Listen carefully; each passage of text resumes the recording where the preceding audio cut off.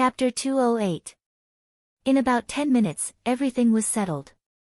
Chao Liang, who is trying his best to stay calm, refuses to kowtow. However, he is not a tough guy either. Seeing that Lin Luoran has taken care of Brother Leopard, he knows that he has met a master. Of course, Chao Liang doesn't know what a cultivator is. He thinks that Brother Leopard and his men are so weak that they have met a tough opponent. Rong is sitting on the sofa. He feels like he is in a dream. Maybe the ups and downs of life are too fast. Yan Feng is sleeping on the sofa with a stick in his arms. He has no idea what just happened. Lin Luoran leans on the sofa and asks casually, "Are you saying that you are from the Zheng's family?" The Zheng's family is a real estate tycoon. Before Lin Luoran became a cultivator, she had heard about how rich the Zheng's family is. The problem is that Lin Luoran, who couldn't even afford a square meter 4 years ago, is going to meet the heir of the Zheng's family. Things in the world were really too unpredictable. This Chao fellow's eyes were flickering. Did he really think that he was a fool? Lin Luoran looks at her watch. It's 7:30. Dinner should be ready at home. Lin Luoran can't make it for dinner anyway. She might as well help Rong deal with everything today. Fine. Call the client. Chao Liang thinks that Lin Luoran is afraid of the Zheng's family.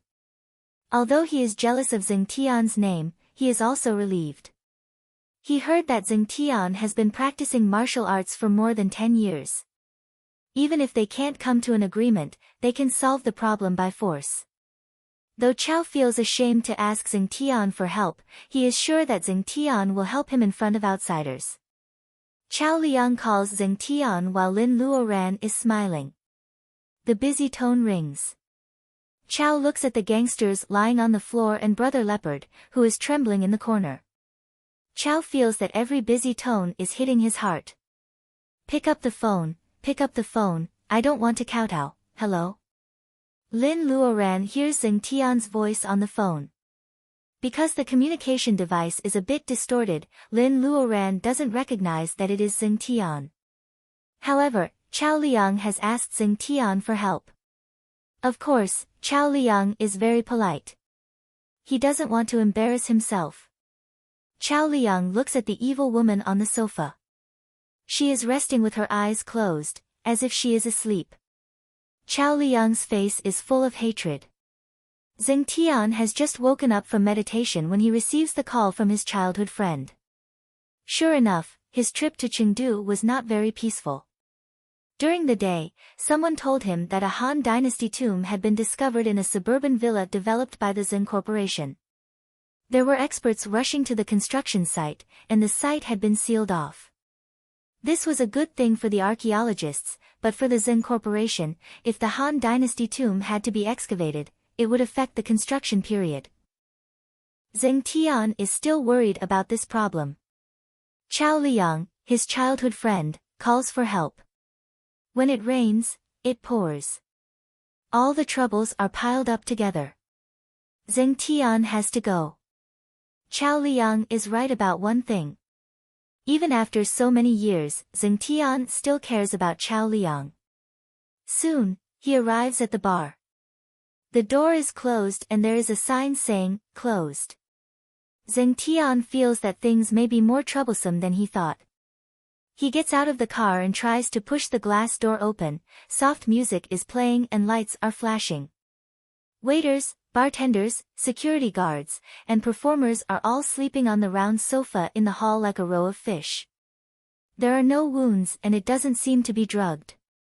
The culprit must have some tricks up his sleeve. Zheng Tian feels that he is too arrogant to come alone. When he opens the door of the private room, he is nervous. Because of the dim light, the first thing he sees is people lying on the floor and his childhood friend who is restless. There are also 3 people on the sofa, but he can't see them clearly. Are these 3 people the culprits of Chao Liang's bar? Zheng Tian, you are here. Chao Liang's eyes light up. Compared with Chao Liang, who has no trump cards but is extremely arrogant, Zheng Tian's IQ has been transferred to his EQ. As soon as he enters the room, he notices that something is wrong and he is more tactful in his speech. Who are you? Liang offended you. I apologize on his behalf. It's boring to fight and kill. There are always other solutions. As soon as he enters the door, Lin Luoran, who is sitting against the light, recognizes Zheng Tian at a glance.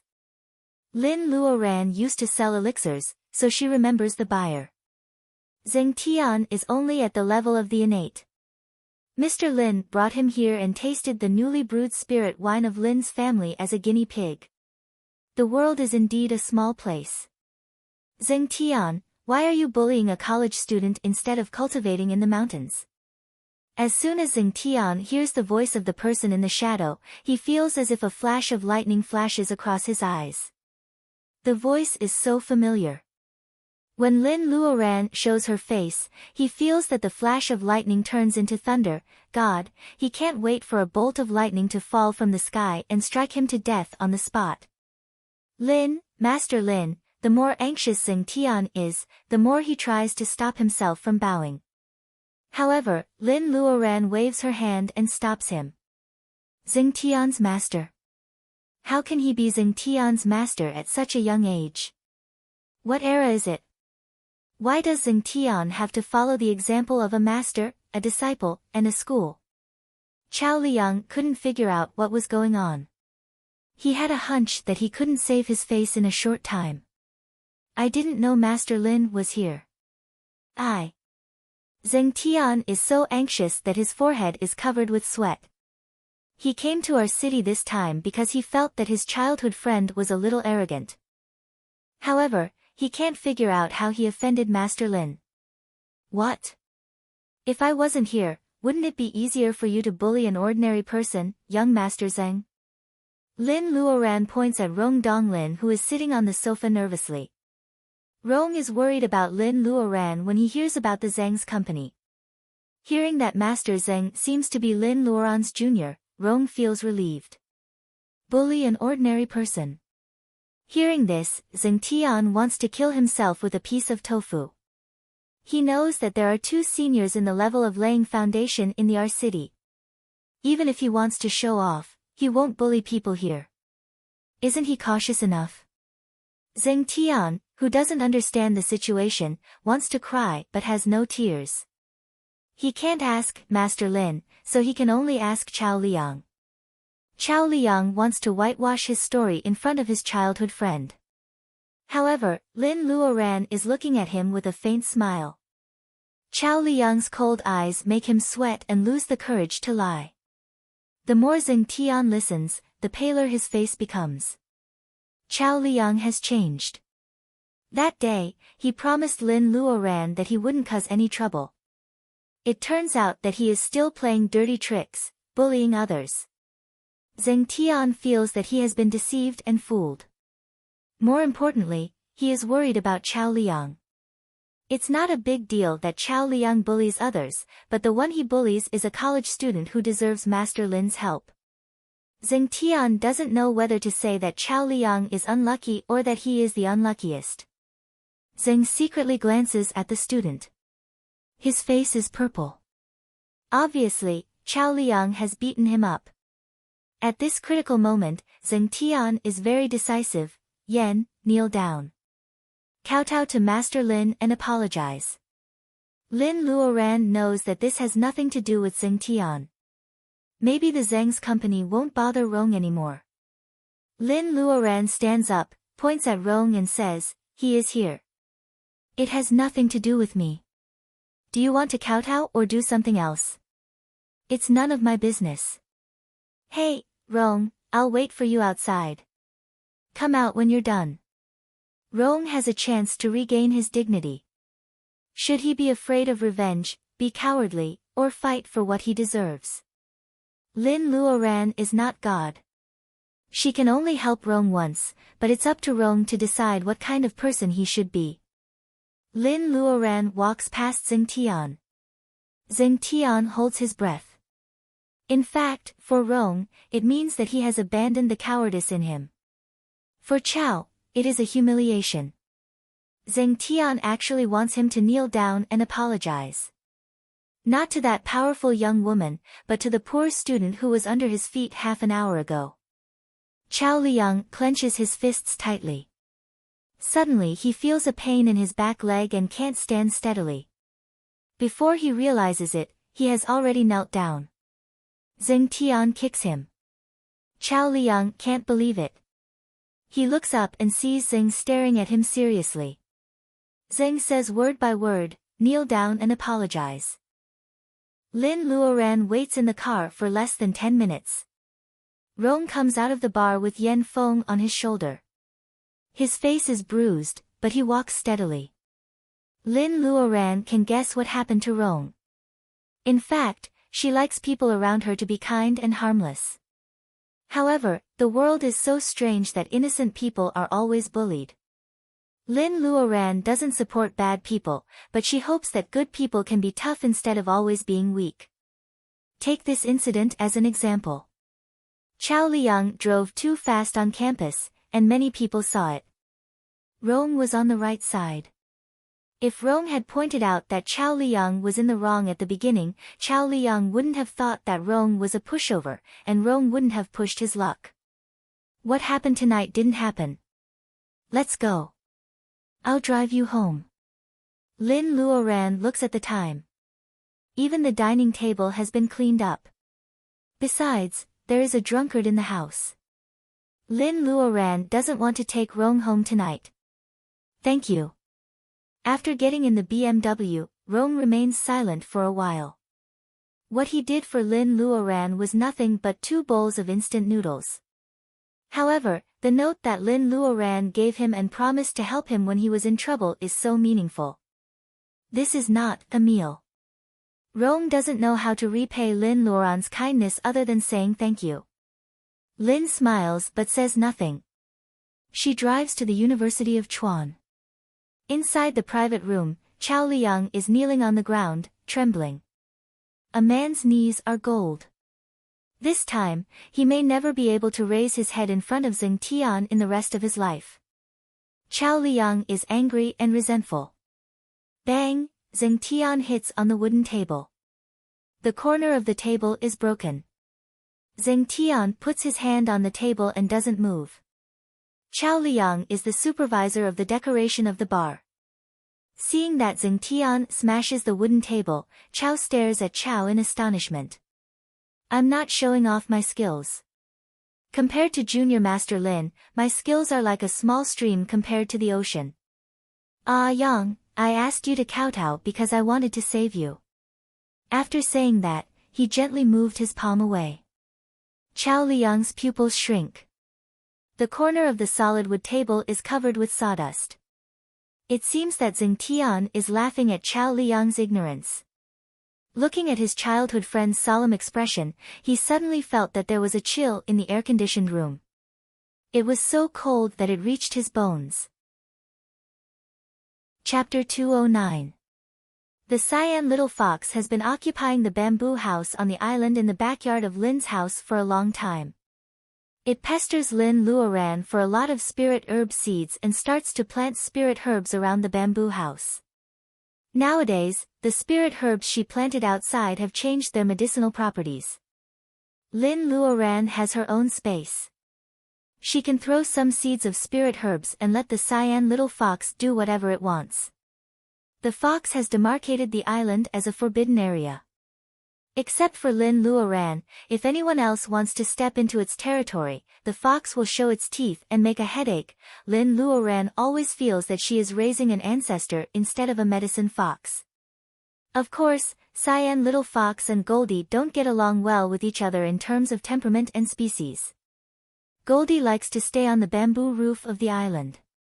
Both the eagle and the fox are intelligent. They know that they belong to Lin Luoran and they can't kill each other. If they do something wrong, they agree that you want the roof and I want the house. Luodong hears that Rong is studying at the University of Chuan. He pesters Lin to see him on the weekend. It has only been 2 days since the incident in the bar. Lin feels dizzy searching for the soul wood in a pile of documents, so she agrees to meet Luodong on the weekend. Before that, Lin remembers the large scorpion shell she got in the desert. She has reached the level of laying foundation and her magic weapon is the sword of bright snow.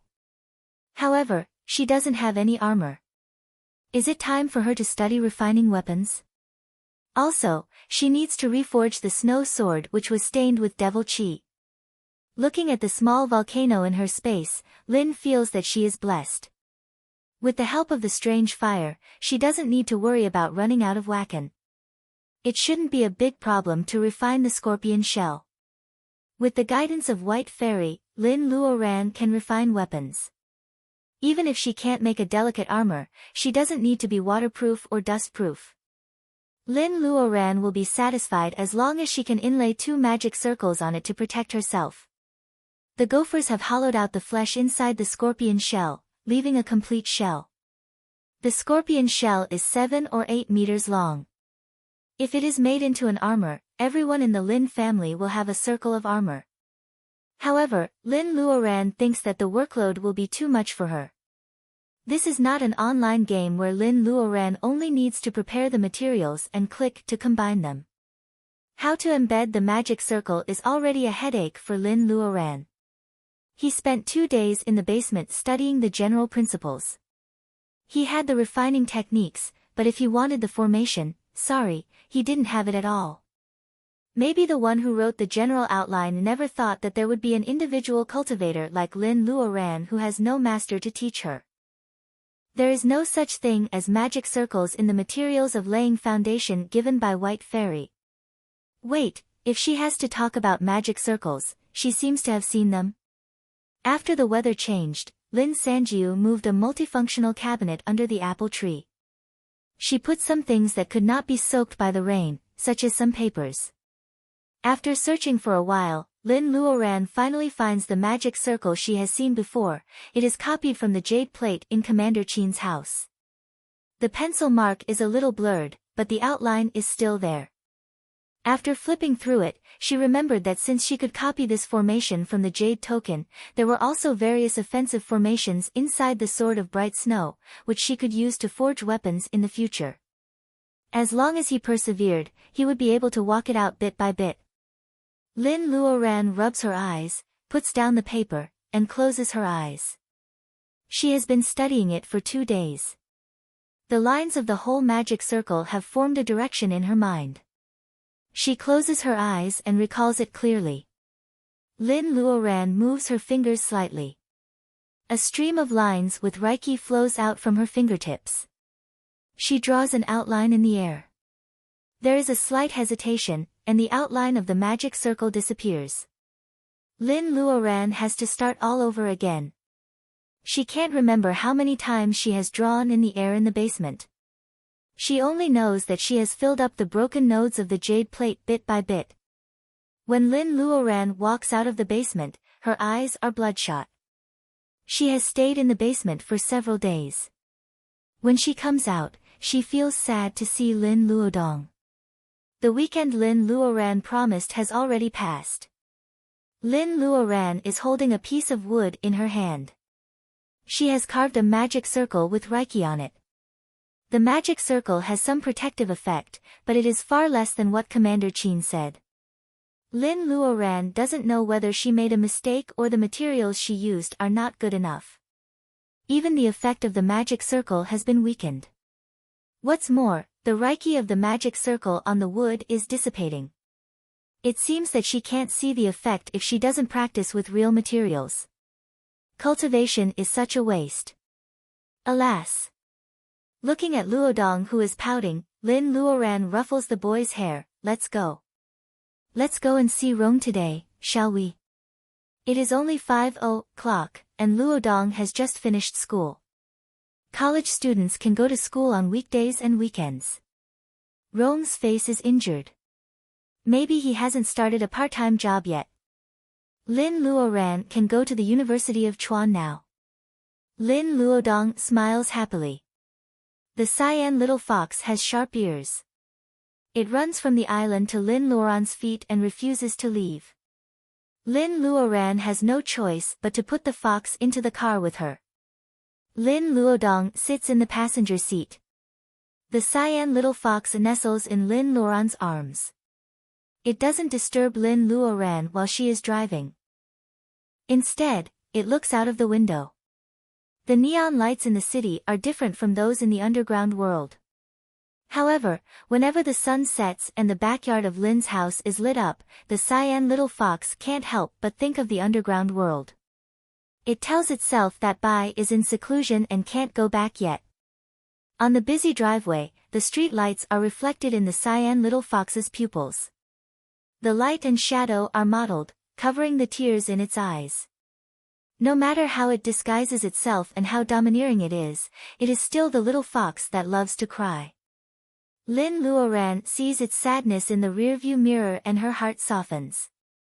Doesn't the cyan little fox know that the white fox is probably dead now? Lin Luoran used to think that it didn't know, but now she is not so sure. To Lin Luoran's surprise, Rong Donglin is not in the dormitory at this time. Yan Feng is reluctant to see Lin Luoran again. He was drunk that night, but he didn't lose his memory. He still remembers a lot about what happened after he was drunk. Of course, compared to losing face in front of the campus bell, Yan Feng couldn't let go of the fact that the Slow Shake Bar had hung a sign to close down after he learned that the matter had been solved that night. Are you saying that Rong went to the excavation site with Professor Qi? Lin Luoran has been cultivating in seclusion these days, so she doesn't know anything about the Han Dynasty tomb. Yan Feng nods, yes. A lot of bamboo slips were excavated from the tomb. Professor Qi is an expert in this field, so he was invited there. It seems that there is also the Shui script. Dong Lin is an expert in this field, so he was invited by the Zeng family to be Professor Qi's assistant. Rong's roommate seems to be a chatterbox. Lin Luoran only focuses on 3 key points: the Han Dynasty tomb, the Shui script, and the Zeng family. The ancient tomb should be real. Lin Luoran doesn't waste her time on the Shui script. She thinks for a while and gets a general introduction of the Shui script. The Shui script, also known as ghost script or reverse script, is shaped like oracle bone inscriptions and bronze inscriptions.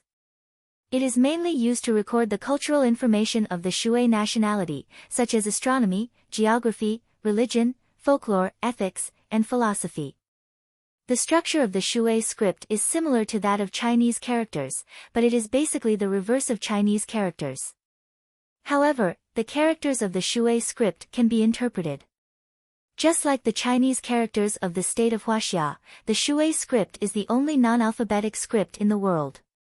Let's not talk about whether Rong is really an expert in the Shui script. Hearing that the Zeng family is the discoverer of the ancient tomb, the Zeng family invites Rong, a student of the Zeng family.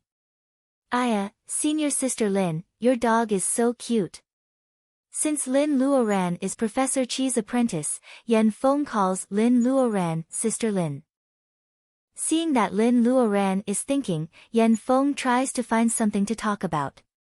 He mistakes the cyan little fox for a pet dog, which almost makes the little fox explode. Good boy, don't move. Lin Luoran notices that Luodong is not willing to give up. She smiles and says to Yan Feng, do you know where the ancient tomb is? If you are free, I would like to ask you to be my guide. Since Lin Luoran has said so, Yan Feng has to say that he is free even if he doesn't have time. He gets in the car slowly. The cyan little fox stares at him angrily, which gives him goosebumps. The ancient tomb is located in the western suburb of our city. With the expansion of universities in recent years, there is no place to build a new campus in the downtown area. Therefore, all the universities have moved to the western suburb. The ancient tomb is located in a county near our city. It is only dozens of minutes away by car. The area is famous for its bean paste, and it is gradually becoming a university town. With the opening of the high-speed railway, it takes less time to get to the downtown area of our city. The Zeng's family has developed this area because they have figured out the psychology of their customers. When Lin Luoran finds Rong in the cordoned area, it is getting dark. The bruises on Rong's face have faded a lot. It is windy in the evening, and Professor Chi's silver hair is fluttering. The old man is willing to work hard for his academic research. Brother Dong Lin. Look here. Lin Luodong shouts at the top of his voice, which attracts everyone's attention. Lin Luoran gets out of the car and invites Rong to dinner. She can't leave Professor Chi alone. Professor Chi is reluctant to leave. Rong points to the cold lunch box on the table and says, "Professor, you didn't eat anything for lunch." Rong sighs. It is a pity that the abalone rice provided by the Zheng's family will be wasted. Every researcher has one for several days. The Zheng's family is so rich. Professor Chi, I can't afford abalone rice. It is just a small restaurant in the university town. Can you come with me? The 3 students are asking him to go. The other scholars laugh and say that Professor Chi is lucky. Professor Chi feels embarrassed and gets in the car. This fox is cyan. It is rare. Professor Chi notices the abnormality of the cyan little fox as soon as he gets in the car. Hearing that the cyan little fox is a fox, Yan Feng blushes. Professor, what's wrong with the cyan fox? Seeing that Professor Chi is interested, Lin Luoran starts the conversation. Cyan is very difficult to dye in ancient times. It has always been a noble color. Cyan is the color of the fox. It is said that the king of the country of Green Mountains is Cyan. However, this is just a legend in the classic of mountains and seas. Chapter 210. Lin Luoran and others find a small restaurant near the college town, which is commonly known as the Fly Restaurant. Apart from the sanitary conditions, this kind of small restaurant near the college is absolutely delicious. Students are picky about food, so the restaurants that can survive are all cheap and delicious. Pork with mashed garlic, fried water spinach, shredded potatoes with salted egg yolk, fish with pickled cabbage, tofu with brain, cold pork head, and cabbage and tofu soup. 6 dishes, 1 soup, and a small bucket of rice are enough for 4 adults and 1 kid. As for the cyan little fox, it only eats things with reiki. As long as it is taken out of Lin's space, it will steal vegetables from the kitchen and hide them in the bamboo house. It will eat slowly in the dead of night. At this time, the cyan little fox doesn't even bother to look at the dishes that are delicious for ordinary people. It puts a few pieces of paper in its mouth on the plastic stool and lies lazily on it, combing its fur. The girls in the restaurant are all talking about how cute it is in a low voice. Professor, you've been here for 5 or 6 days. I met Master's wife yesterday and she was nagging you. Seeing that Professor Chi and Rong are discussing the documents unearthed from the ancient tomb, Yan Feng says with a piece of tofu in his mouth. Professor Chi puts down his chopsticks, shakes his head and smiles. Yan Feng, you are not as focused as Rong when it comes to academics. Yan Feng secretly makes a face at Rong. Maybe Rong is too tired, or maybe he is still in a bad mood. Rong keeps eating and occasionally picks food for Luodong. Professor, I heard that Rong has done a lot of research on the Shui script. They have been eating for 20 minutes. The waiter is clearing the table. Lin asks Luodong to pay the bill. She doesn't want them to wait, so she asks Rong. This was supposed to be a polite remark, but unexpectedly, Professor Chi nodded in agreement. He's more knowledgeable than I am in the Shui script. He's a good candidate for research. Seeing that the other 3 people are looking at him, Rong explains, my father was a scholar in the Shui script. I've learned a little, but I'm still far from being a scholar. Luodong asks what a scholar in the Shui script is. After Rong explains, he tells Professor Chi about the unearthed bamboo sheets from the Han dynasty. I wonder what the identity of the owner of the tomb is. These bamboo slips are actually woven with golden thread, and they're perfectly preserved. However, the contents are a little absurd. They got into the car. Professor Chi sat in the middle of the back seat and shook his head in disapproval. Absurd? In the long history of Huaxia, there are too many unexplainable existences. How could it be absurd? Maybe Rong is really interested in this field, so he doesn't hesitate to argue with Professor Chi about different opinions. He says, the part recorded in the Shui script has nothing to do with the classic of mountains and seas. It has never been recorded. The ointment that can regrow a person's arm and the spirit wood that can reunite the soul sounds similar to the elixirs in the popular online novels. How can they exist in the real world of the Han Dynasty? Professor Chi shakes his head. Apparently, he doesn't agree with Rong. Hearing about online novels, Yan Feng finally gets a chance to join in the conversation. He starts to discuss with Rong whether there are cultivators in the world. They talk about this in front of Lin Luoran. Normally, Lin Luoran doesn't know whether to laugh or cry. However, Lin Luoran doesn't hear what Yan Feng and Rong are talking about. Lin Luoran notices that Rong is talking about spirit wood that can reunite souls. It sounds like soul wood. Is it really God's blessing? Lin Luoran's heart is beating fast. She feels that her lips are dry. Luodong, do you think there are cultivators of swords in the world? Yan Feng looks around and his eyes fall on Luodong, who is the youngest among them. Luodong glances at Lin Luoran. He wants to say loudly that the person driving the car is a cultivator of swords. Of course. Yan Feng says proudly. Rong is angry. Luodong is at the age where he is full of fantasies. If Rong asks Luodong this question, he will definitely side with Yan Feng. Professor Chi laughs and shakes his head. Lin Luoran forces herself to calm down. She asks casually, Brother Rong is talking about the spirit wood that can reunite the soul. It sounds interesting. Professor, is that all the bamboo sheets say? This is a national treasure. We have to be extra careful when we study it. I only see something like spirit wood and a lot of bamboo sheets waiting to be cleaned. I really don't know the details. A national treasure. Lin Luoran is speechless. She seems to be getting bolder and bolder. In the past, Lin Luoran would cower whenever she heard about the national treasure. Now, she is thinking about how to get the bamboo sheets. As long as she can save Baojia, she is willing to rob a museum, let alone a bamboo sheet that is still in the Tsing's territory. Lin Luoran sends Professor Chi and the others back to the excavation site with a smile. She also drives Yan Feng to the gate of the Chuan University. Then she drives Luodong home. Lin Luoran doesn't show her thoughts on the way home. However, as a sensitive boy, Luodong always feels that his sister's smile is sneaky. He shudders. Oh, it seems that last time, when his family sold boluses, his sister also smiled like this. She got a mountain of jade from the elixirs.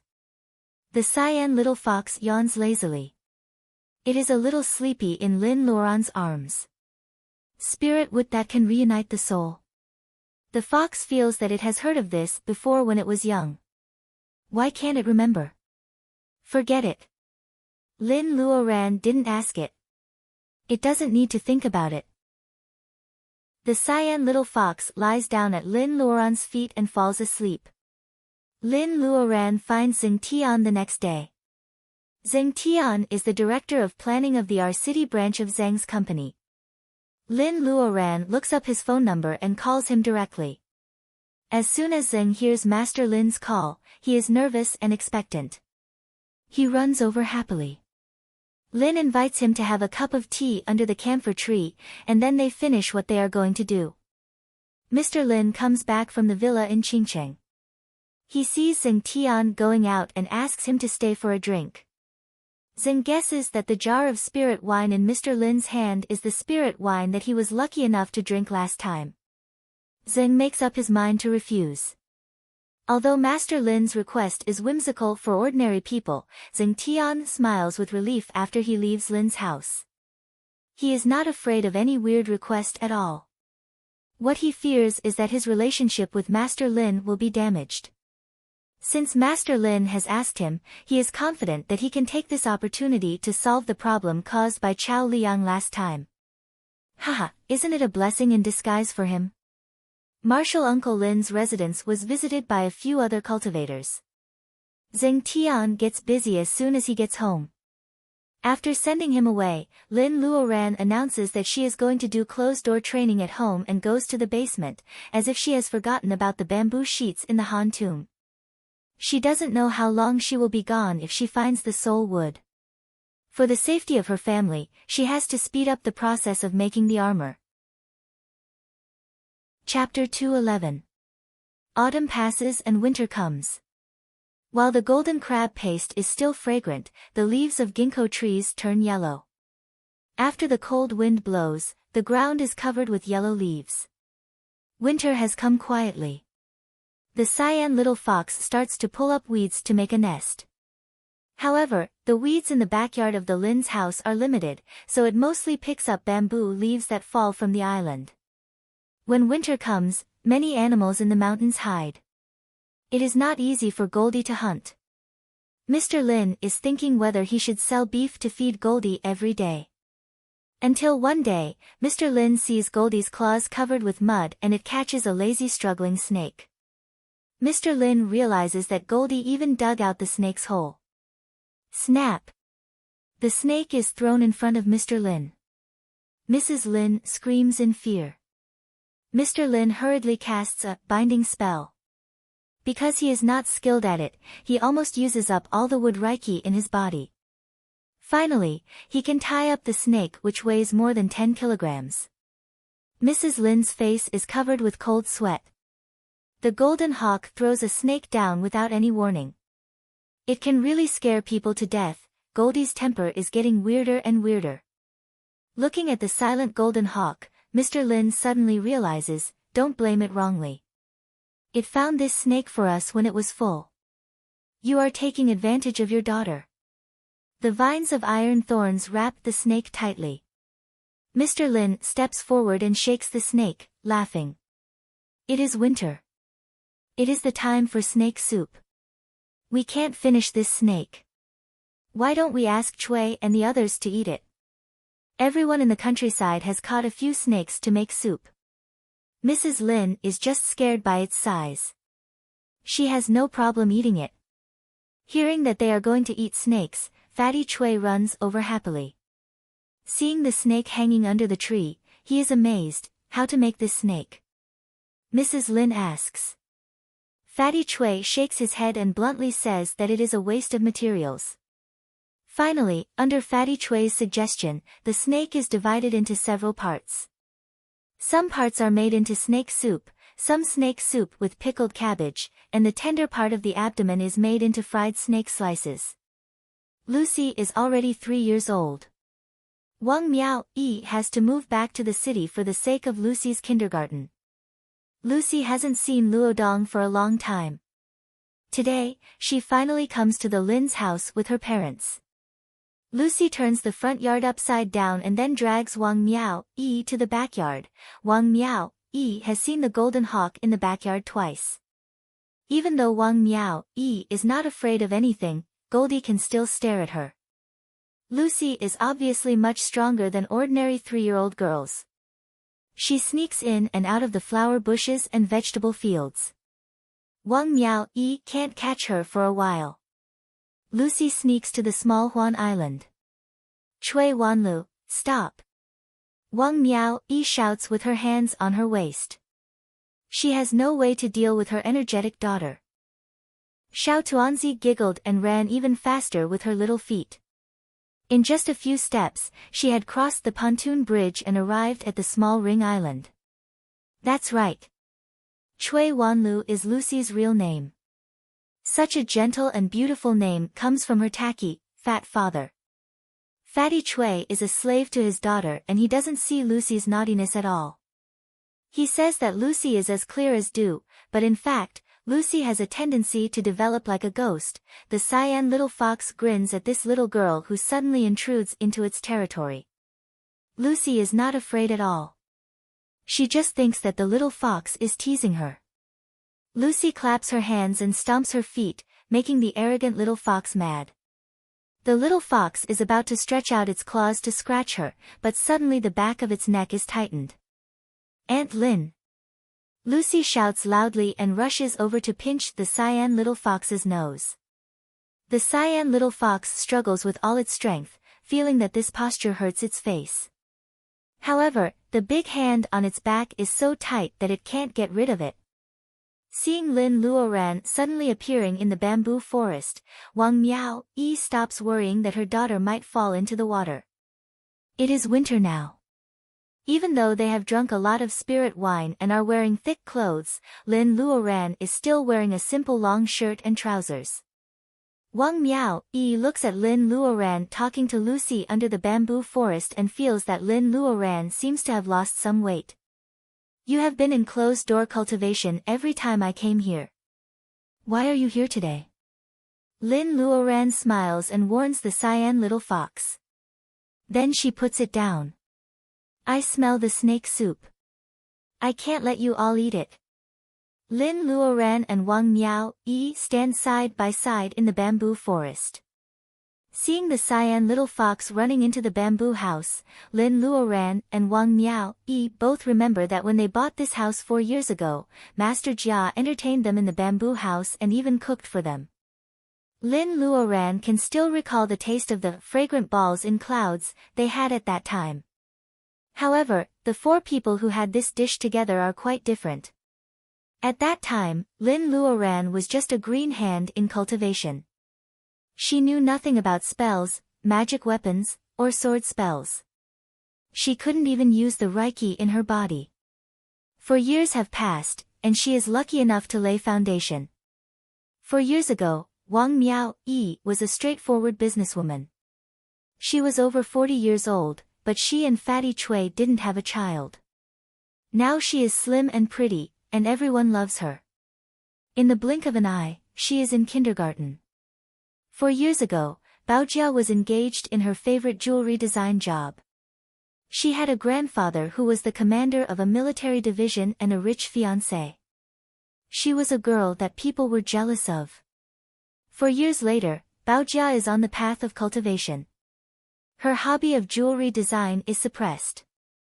Commander Qin is forced to retire due to illness. Lu Zheng is far away from home. Baojia may be lying somewhere, waiting for God's mercy. Lin Luoran and the crazy Taoist are lucky enough to find the soul wood and wake her up. Lin Luoran doesn't know if she can find the soul wood. Lin Luoran finds that although her personal ability is getting higher and higher, there are still things that she can't control. Perhaps people would spend their entire lives in this kind of vicissitude and need? Sister Wang, do you know the whereabouts of Master Jia? 4 years have passed. The old traces of the Jia's house are gradually erased. Every detail shows that the house has changed owners and it has become Lin's house. However, Master Jia, who went to visit his friend 4 years ago, is nowhere to be found. Lin Luoran is worried. Wang Miao-yi shakes her head. She notices that Lin Luoran is not in a good mood, so she doesn't mention that Master Jia's family has been looking for him for 4 years without any news. As long as Master Jia is not found, it may be good news. Let's not talk about these unhappy things. Let's go and have some snake meat.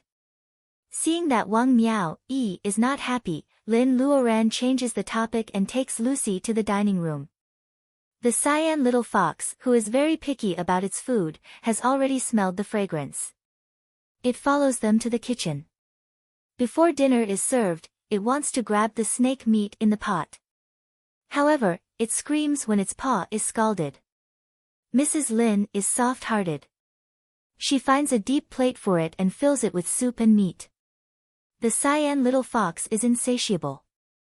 It holds the plate, squats on the stool and goes to the dining table. When the meal is about to be served, Luodong comes back from school, followed by Wei Shui. The two of them are very close and they often eat with each other.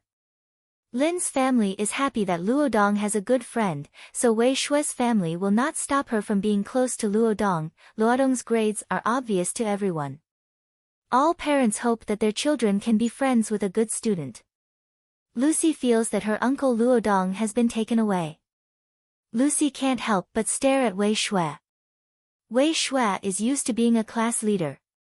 She is not afraid of Lucy, who is only 3 years old. At the dinner table, they stare at each other and it becomes a side dish. Everyone is very happy to see this. This warm and lively snake feast is just a holiday for Lin Luoran. When she steps into the basement again, she becomes serious. The basement is full of lines. Lin Luoran calculates again and again. The whole room is covered with lines. There is almost no place to stand. Fortunately, the result is gratifying. Lin Luoran looks at the translucent jade in her palm. This is the most successful protective jade pendant she has ever made. It took her 3 months to figure out the structure of the protective circle and reduce the complicated lines to a palm-sized jade pendant. Zheng Tian has already sent the bamboo sheets to Lin's house. In order to concentrate on the magic circle, Lin Luoran restrains herself from reading it. To do a good job, one must first sharpen his tools. It is important to find the soul wood, but the safety of her family is equally important. Lin Luoran doesn't want to experience the same thing again. In the same way, Lin Luoran thinks it is necessary to spend 3 months studying magic circles to make the armor. She gathers a stream of reiki in her hand and attacks the jade plate on the ground. When the reiki is 1 foot away from the jade plate, the light on the jade plate soars, and then the reiki disappears. It seems that nothing has happened. Lin Luoran continues to experiment several times. The jade plate on the ground finally breaks and turns into powder. It is more rotten than the jade plate of Qin's family. It seems that she underestimated the material of the jade plate and the cultivation of the crazy Taoist at that time. Jade pendants forged from the same material, even if they were to be enchanted, would have different effects depending on the cultivation level of the person. The jade plate made by Lin Luoran can withstand any attack of the level of training qi. However, it can only withstand the first attack of the wakan of the level of laying foundation. Lin Luoran is not good at making weapons, but it is also because of the material. Jade can lock reiki, so it is the first choice for carving magic circles. However, it is still a long way from being a real material for making weapons. Lin Luoran thinks of the big blue stone she once saw on the mountain of her hometown. At that time, she only felt that its material was unusual, and there was a strange black flower parasitic on it. However, Lin Luoran doesn't know how magical the black epiphyllum is until now. At that time, her body was cleansed by the strange fruit in the space. It was the best time for her to cultivate. However, there was no one to guide her and she didn't know how to cultivate. If Hei Tan didn't accidentally open up her ocean of consciousness and put her on the path of cultivation, she would still be an ordinary person after the reiki in her body dissipated. She could only guard the space and grow vegetables to make a fortune. She would be an ordinary person for the rest of her life. How can the black epiphyllum be an ordinary bluestone? Lin Luoran feels that it is a kind of material for making weapons recorded in the introduction of swords. However, she doesn't know if it is suitable for making the protective jade plate. Chapter 212. Lin Luoran cuts a 2-meter-long scorpion shell for an experiment. After being forged by the strange fire, the stiff scorpion shell gradually turns into a pool of black liquid in front of Lin Luoran. The liquid floats above the strange fire and changes its shape from time to time. The 2-meter-long raw materials finally turn into a pool of black liquid the size of a big bowl. Obviously, this is the essence of the scorpion shell after it is forged. Lin Luoran's 3 months of preparation is not in vain. She not only deduces and completes the broken magic circle, but also repeatedly studies the weapon forging chapter in the introduction of swords. She has sorted out a set of techniques that she thinks are more suitable for making armor. Lin Luoran leaves a lot of reiki jades around her and sits cross-legged not far away from the strange fire. While her 10 fingers are dancing, a few milky translucent lights appear on her fingertips. They connect with her fingers and shoot to the liquid scorpion shell. Lin Luoran recalls the shape she originally designed. She controls the light bit by bit and carefully pulls the black liquid apart. This step seems simple, but in fact, this pool of black liquid is the essence of the indestructible scorpion shell. Lin Luoran has to exert a lot of effort to pull it apart. If one wanted to refine according to the desired shape, the divine sense was very important. If one's divine sense was not strong enough, many people who wanted to refine a saber for the first time might end up as a sword. This kind of subtle control was a test of one's mastery of divine sense. The liquid is pulled apart and thinned. Soon, it takes shape above the strange fire. The surface is shining with dazzling light spots. Little by little, Lin Luoran turns it into the ideal shape. There is not too much black liquid. It is dark and shiny. Under Lin Luoran's control, the cuffs and waistline gradually appear. Lin Luoran's face turns pale. After the Reiki jades around her are sucked dry, a black prototype similar to a shoujo manga battle suit appears in front of Lin Luoran.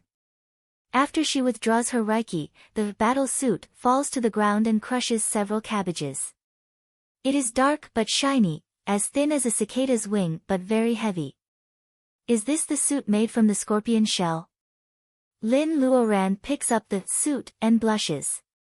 She really lacks experience in this area, and the Lin family lives in the city, so it is impossible to refine armor into robes.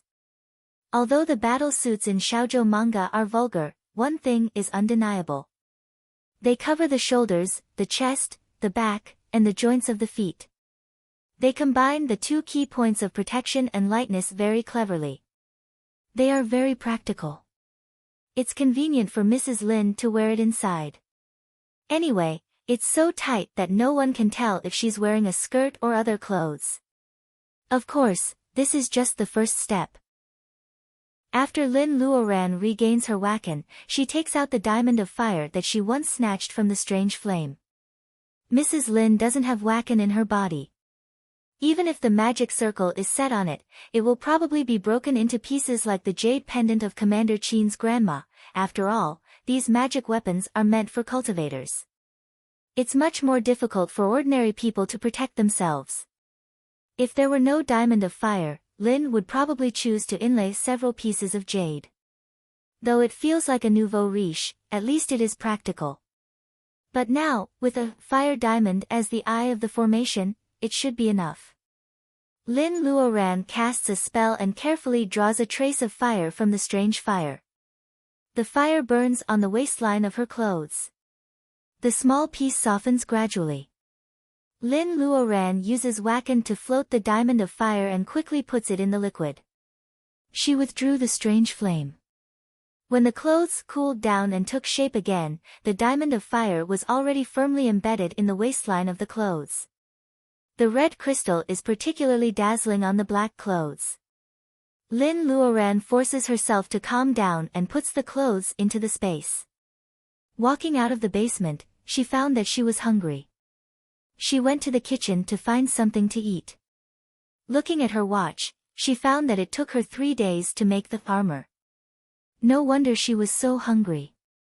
After filling her stomach, Lin Luoran goes back to her room and has a good sleep on the warm and soft bed for more than 10 hours. When she opened her eyes again and returned to the space, she was full of energy again. The reason why she is so serious is that the next step of refining weapons is very important, carving a magic circle. The armor Lin Luoran makes is a low-rank magic weapon. At the beginning of refining and purifying materials, even if there is a small mistake, the final quality will be affected because the materials are not pure enough. If there is a careless mistake during shaping, for example, making a red hairpin, the hairpin will be ugly at most. However, if there is a mistake in carving a magic circle, the magic weapon will be destroyed if it is not melted down. The scorpion shell is indestructible. Lin Luoran can't carve a magic circle directly with wakan. The most effective way is to control the strange fire to carve the magic circle. Lin Luoran must be very careful when drawing a line of the strange fire to carve the magic circle. She casts fire drawing spell with her right hand. A line of the strange fire is drawn out. It is like a thin needle, jumping restlessly in Lin Luoran's hand. Lin Luoran calms down and puts the first needle down. It is more like piercing than carving a magic circle. Every needle that Lin Luoran puts down is on a very mysterious point. These careless and seemingly random points gradually formed an outline. This was the crux of the protective spirit design. If Lin Luoran hadn't deduced, carved, and experimented with an incomplete magic circle, she would never have thought that the most important part of a magic circle is its point. It is these points that cause the resonance of the Reiki between heaven and earth, which changes a certain rule in the magic circle and forms a powerful magic circle that focuses on life or death. Every spell has its corresponding handprint. The higher the level of the spell, the more complicated the handprint. Maybe it needs such a frequency to attract the Reiki between heaven and earth, to connect the points of the magic circle with the frequency of the spell. Admittedly, this is a very bold guess. Lin Luoran doesn't know if other cultivators know this. However, no matter how declining the world of cultivation is, if they want to learn magic circles, they should not be like her, who only has an incomplete magic circle to study. Every needle that Lin Luoran puts down is closely around the diamond of fire. This diamond of fire is the core of the magic circle. As long as the diamond of fire is not broken, it can continuously provide Reiki, which makes the armor work when it is in the hands of ordinary people. Concentrating, Lin Luoran puts down a needle. Some points are slightly larger, so she needs to burn them with the strange fire. Some points are very small, so she only needs to stab them quickly. This is a very exhausting work. Lin Luoran is very careful with every needle. When she is tired, she lies down under the apple tree for a while. When she is hungry, she eats some fruits. When she is thirsty, she drinks from the spring. One day, she feels that her mouth is tasteless and she suddenly realizes the passage of time. Finally, the last needle is put down. Wherever the spiritual mind goes, the trace of the magic circle is like some kind of complicated pattern, quietly telling the accumulation of history. Lin Luoran looks at the seemingly simple but mysterious clothes and smiles with satisfaction. Her nails have grown a lot longer. Maybe she has stayed in the space for a long time. Fortunately, her control of the strange fire is getting better and better. Looking at the armor in her hand, Lin Luoran knows that the last step is coming. The lines and the nodes are just the foundation of the magic circle. To make a magic circle know how to protect its owner, Reiki alone is not enough. There is the last step called enchantment. This requires the Reiki that only cultivators in the level of laying foundation have. Even Reiki is useless. Therefore, even if ordinary people get a book like The Complete Book of Magic Circles, they can only draw a bunch of useless lines. Reiki lights up the first node, the second one, the third one. Like stars covered by dark clouds, they show their true colors one by one. Lin Luoran increases the output of Reiki. Finally, after what seems to be a long wait, she sees these stars connected by Reiki into a whole. The stars move around the diamond of fire in a special orbit. The whole dress is still dark and plain, but at this moment, it suddenly has a soul. Lin Luoran smiles with satisfaction. Chapter 213. Lin Luoran presents the clothes to her mother like presenting a treasure. Before she can be praised, Mrs. Lin pinches her ear. You didn't even come to see your family during the new year. You have been in seclusion since you were eating crabs. You didn't come out until the bamboo shoots in the backyard grew old. Luodong is the top student in his grade. He has been waiting for you for the whole summer vacation. You live in the same yard and your father and I have to make an appointment to see you, right? Lin Luoran's ears turn red.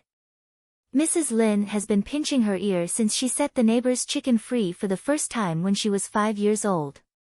As she grows up, Mrs. Lin rarely pinches her ear like this. It can be seen that Mrs. Lin is really angry this time. Mom, please be gentle. Lin Luoran hides behind her father as usual, seeking his protection. In the end, Mr. Lin speaks for her and Mrs. Lin turns her eyes to the clothes. The clothes look light, but Mrs. Lin feels that they weigh dozens of kilograms. How can she wear them? Lin Luoran holds her mother's hand and puts it on the diamond of fire. Mrs. Lin feels that her middle finger is pricked. A few drops of blood fall on the diamond of fire and are absorbed quickly. What's going on? Mrs. Lin is afraid of the blood-sucking phenomenon. Mr. Lin is curious, is this how blood recognizes the owner? Mr. Lin is getting younger and younger. Different from Mrs. Lin, who is trapped in the kitchen every day, he has kept up with the pace of the times. When he surfs the internet, he reads the latest popular cultivation novels. Mr. Lin is no stranger to blood to recognize the owner. Lin Luoran nods and Mrs. Lin is surprised. After the diamond of fire absorbs her blood, Lin feels that there is an inexplicable connection between herself and the heavy black clothes, which is wonderful. When Mrs. Lin takes the clothes from her daughter's hand, the heavy clothes become light and soft. Mrs. Lin goes back to her room doubtfully and puts it on. It's so light. I can't feel that I'm wearing an extra layer. The fabric is so tight. What a strange dress. Lin Luoran closes her eyes to feel the magic circle. Everything is normal. Suddenly, a ball of fire appears in her hand and she throws it at her mother. Mr. Lin instinctively thinks that the person in front of him is his daughter. How could she hurt her own mother? As a result, Mr. Lin stands aside and watches. As for Mrs. Lin, Lin Luoran's attack is so fast that she, as an ordinary person, can't react at all. The fireball explodes 1 foot in front of Mrs. Lin. Mrs. Lin's body emits a faint light that blocks the fireball. This armor is like a protective cover that Lin Luoran uses spells to protect Mrs. Lin from all directions. Mrs. Lin is even more surprised.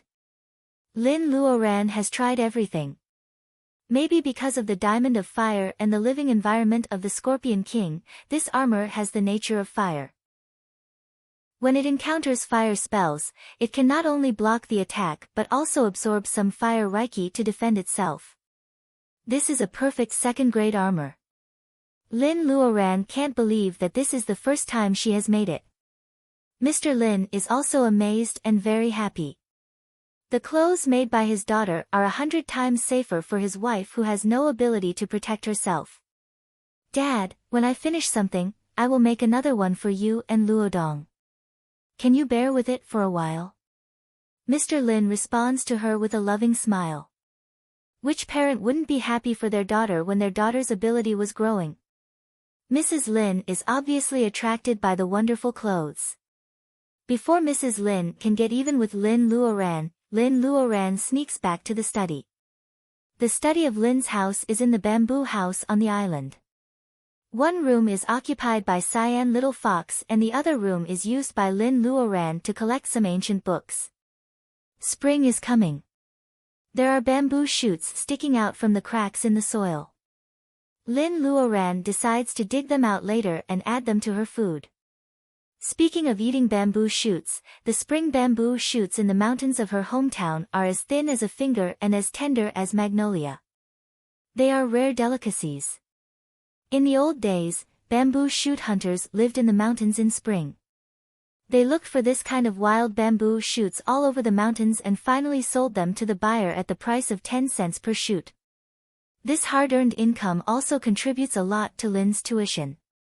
Whether it is for eating bamboo shoots or moving back the big bluestone, Lin Luoran has to find time to go back to her hometown and go to the mountains. It is a pity that she doesn't have time recently. Lin Luoran pushes open the door of the study and her eyes fall on the table. There are dozens of bamboo sheets piled up on the table. Lin Luoran picks up one randomly and finds that it is indeed a document written in the Shui script. Zheng Tian is very reliable. In order not to miss anything, he brings all the bamboo sheets written in the Shui script here. The disappearance of dozens of unearthed bamboo sheets naturally causes a commotion. After all, so many scholars and experts have seen it with their own eyes. Therefore, Zheng Tian has hired a master to forge the bamboo sheets. From the material of the bamboo sheets to the inscriptions in the Shui script and the golden thread connecting the bamboo sheets, Zheng Tian has spent a lot of money and used real gold. The bamboo sheets sent to the museum seem to be antiques of the Han Dynasty, but in fact, they have already been sent to Lin's family. Lin Luoran doesn't know how long it will take her to translate so many bamboo sheets by herself. She thinks of Rong Donglin. Rong's father is the Mr. Shui script, who knows the Shui script best. He should be the most suitable person to translate these bamboo sheets. Lin Luoran is a person of action. She drives to the University of Chuan immediately. First, she explains to Professor Qi why she hasn't heard from Rong for the past 6 months. Then, she asks Rong Donglin about the Shui script. You want to hire him as your tutor? What a coincidence. We have almost finished sorting out the documents of the Han Dynasty tomb. He is in the 2nd semester of his junior year and he is thinking about where to do his internship. You have solved his big problem. Professor Qi hopes that Rong can continue to be an academic. However, it is not possible to study a subject without eating and drinking. Professor Qi sighs because of Rong's family condition. No matter how much he appreciates Rong, he can't let him starve to death, can he? In many people's eyes, the Chinese language department is a versatile major. The choice of internship is very important. Professor Qi is glad that Lin Luoran can provide Rong with relevant work. Rong follows Lin Luoran home in a daze. Before he comes back to his senses, he is shocked by the bamboo sheets in the study of Lin's house. Rong stutters, these are, from the Han Dynasty tomb. God, he has been touching these things for months. He can tell whether they are real or not. These national treasures should be in the museum now, but they are placed casually on a low table. At that moment, many thoughts flashes through Rong's mind, including the suspicion of Lin's identity. Is she a cultural relic dealer? He even thinks about calling the police. All these thoughts disappear in Lin Luoran's calm smile. Rong thinks of all the experiences he has had since he met Lin Luoran and Lin Luoran. If antique dealers are like this, what about him? Rong's forehead is covered with sweat. Lin Luoran quietly waits for him to struggle. After Rong swallows his words, Lin Luoran explains, you are right. These are the real bamboo sheets from the Han Dynasty tomb. However, since I dare to show them to you, I am not an antique dealer. To tell you the truth, I want these bamboo sheets because I need the information in them to save a person. Save a person? Rong is confused. Lin Luoran doesn't explain further, I want you to translate these bamboo sheets. I need the most accurate translation. I will return them to you when you finish. Since Lin Luoran has done him a favor and he has to pay her back, Rong doesn't mind. He agrees to translate the bamboo sheets for Lin Luoran. Lin Luoran asks her mother to arrange a guest room for Rong and closes the door gently. Rong begins to read the files. Lin Luoran sits on Goldie's back and casts a mini-world to cover herself and Goldie. Then they fly over the city. Only Mrs. Lin is wearing armor. Lin Luoran is still worried about her family. She decides to fetch the blue stone in the back mountain of her hometown. For the safety of her family, though it is troublesome, Lin Luoran is willing to do so. As long as her family is still alive, no matter what kind of dangerous environment she encounters outside, Lin Luoran feels that she has a place to shelter from the wind. She feels very warm. Goldie spreads its wings and flies up. When it is in the air, it notices the little figure holding the eagle's claw. Lin Luoran looks down and doesn't know whether to laugh or cry. This little fox. Lin Luoran wants to scare the bold little fox, so she ignores it and lets it fly to the destination with the eagle's claw. Since Ellie took over the fortune house, the interior decoration of the office building has changed. Instead of the solemn interior color, the building has become more lively and energetic. Of course, like the decoration, many people who are loyal to Ellie have taken the opportunity to be promoted. The management of the fortune house has been replaced by the old in a short period of time. It is not strange for young people to become middle-level managers such as department managers.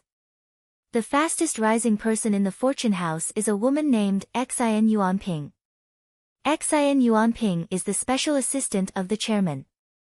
When Ellie is away, Xin Yuanping can make half of the decisions. Besides, the two of them are always together. There is a rumor that the new female chairman of the fortune house is a lesbian. At the moment, the door of the chairman's office is closed. Ellie sits in front of the desk and looks at the woman sitting on the sofa carefully. She has shoulder-length hair and modern clothes. This is a beautiful urban white-collar girl. She lowers her head and plays with a small stamp. She looks satisfied. Ellie asked cautiously, "Have you figured out the secret of engraving?" In the past 2 years, Xin Yuanping has helped Ellie solve a lot of problems for this ancestral stamp of the AI family. In Ellie's opinion, this thing is very ordinary compared with other treasures in the family warehouse. She doesn't know why her grandpa still refuses to give it to Xin Yuanping. Xin Yuanping doesn't answer Ellie. After getting the stamp, she doesn't have to stay with this brainless girl anymore. However, if she wants to open that place, this girl's stamp is still useful. Xin Yuanping smiles coquettishly. Ellie wonders if the air conditioner is too hot. Why does it feel cold? I remember you once said that her ex-boyfriend was Li Anping, right? Xin Yuanping's thoughts change rapidly. Ellie obviously waits for a while before she realizes it. Li Anping. Ellie has a vague impression of this man. He is not only Lin Luoran's ex, but also her ex. Xin Yuanping puts away the stamp and smiles mysteriously. Chapter 214. Sitting on Goldie's back, Lin Luoran arrives at the back mountain of the Li's village in less than 10 minutes. She asks Goldie to hover in the air for a while. She directs Goldie to land on the top of the mountain where she found the black epiphyllum. The cyan little fox is hanging on Goldie's paws. Its fur is standing up because of the strong wind. When it finally lands on the ground, it feels weak. It makes a grimace at Lin Luoran and sneaks into the grass nearby. Lin Luoran knows that it loves exotic flowers and plants. It can't stay still when it sees so many plants on the mountain. Lin Luoran leaves it alone and goes to the edge of the cliff to take a look. The bluestone is still more than 3 feet out of the ground, inlaid in the mountain. It hasn't moved at all. Lin Luoran casts the wind-riding spell and tries it gently. The bluestone sinks deeply into the mountain wall. In the past, she couldn't do anything about it. However, things are different now. She is a cultivator in the level of laying foundation. She can cast a spell of the nature of earth. How can these rocks trap the bluestone, which is neither gold nor stone? It only takes Lin Luoran 7 minutes to get the bluestone out. The bluestone is as big as a round table. After washing away the rock debris, the bluestone is green. A touch of cyan light seems to come from the middle of the bluestone. Lin Luoran closes her eyes to feel the surroundings of the bluestone. Reiki molecules of the 5 elements are flowing around the bluestone. However, the bluestone itself is still an ordinary stone without Reiki. Lin Luoran is overjoyed. The features of the bluestone are similar to those described in the introduction. It may be what she needs. Lin Luoran uses her mind and the bluestone disappears. Lin Luoran takes the bluestone and looks around carefully. She is satisfied when she is sure that there is only this bluestone nearby. Goldie may have gone to hunt for food. The cyan little fox is still nowhere to be seen. Lin Luoran doesn't want to control them too much since they belong to the outdoors. She decides to stay in the mountain for a while longer. Lin Luoran walks around the mountain for a while. She digs up a wild pear tree, a chestnut tree, and a fig tree. She throws them into the space and prepares to transplant them when she gets back. It's still early. Remembering that Luodong said that the bamboo shoots they ate 2 days ago were very fresh, Lin Luoran decides to dig bamboo shoots in the mountain. This kind of bamboo shoots, which are thicker than a thumb, is a specialty of the mountain. They are not big after growing up. Lin Luoran needs good eyesight to find them. Though Lin Luoran is not wearing a raincoat, she is very agile and the branches can't stop her. After a while, she climbs over half of the mountain and finds a lot of bamboo shoots. The bamboo shoots are enough for the whole family to eat, so Lin Luoran stops. Lin Luoran claps her hands, thinking of Donglin's translation at home, and she wants to go back. When Lin Luoran is about to call Goldie, she hears an eagle's call and hears a Goldie's voice. She wants to come back. Lin Luoran casts the wind-riding spell and flies to the direction of the sound. People often come to this mountain. Even if there are fierce beasts, Goldie can't send a warning with its strength. It's quiet. Goldie is standing on a big tree, staring at the ground. Lin Luoran follows its eyes and sees a huge snake as thick as a bucket on the ground. The snake's body is red, and its triangular head is sticking out its tongue. Lin Luoran follows Goldie's eyes and sees a huge snake as thick as a bucket coiled up on the ground like a mosquito coil. The snake's triangular head is sticking out its tongue. It smells terrible. The grass and trees around wither. The red snake is poisonous.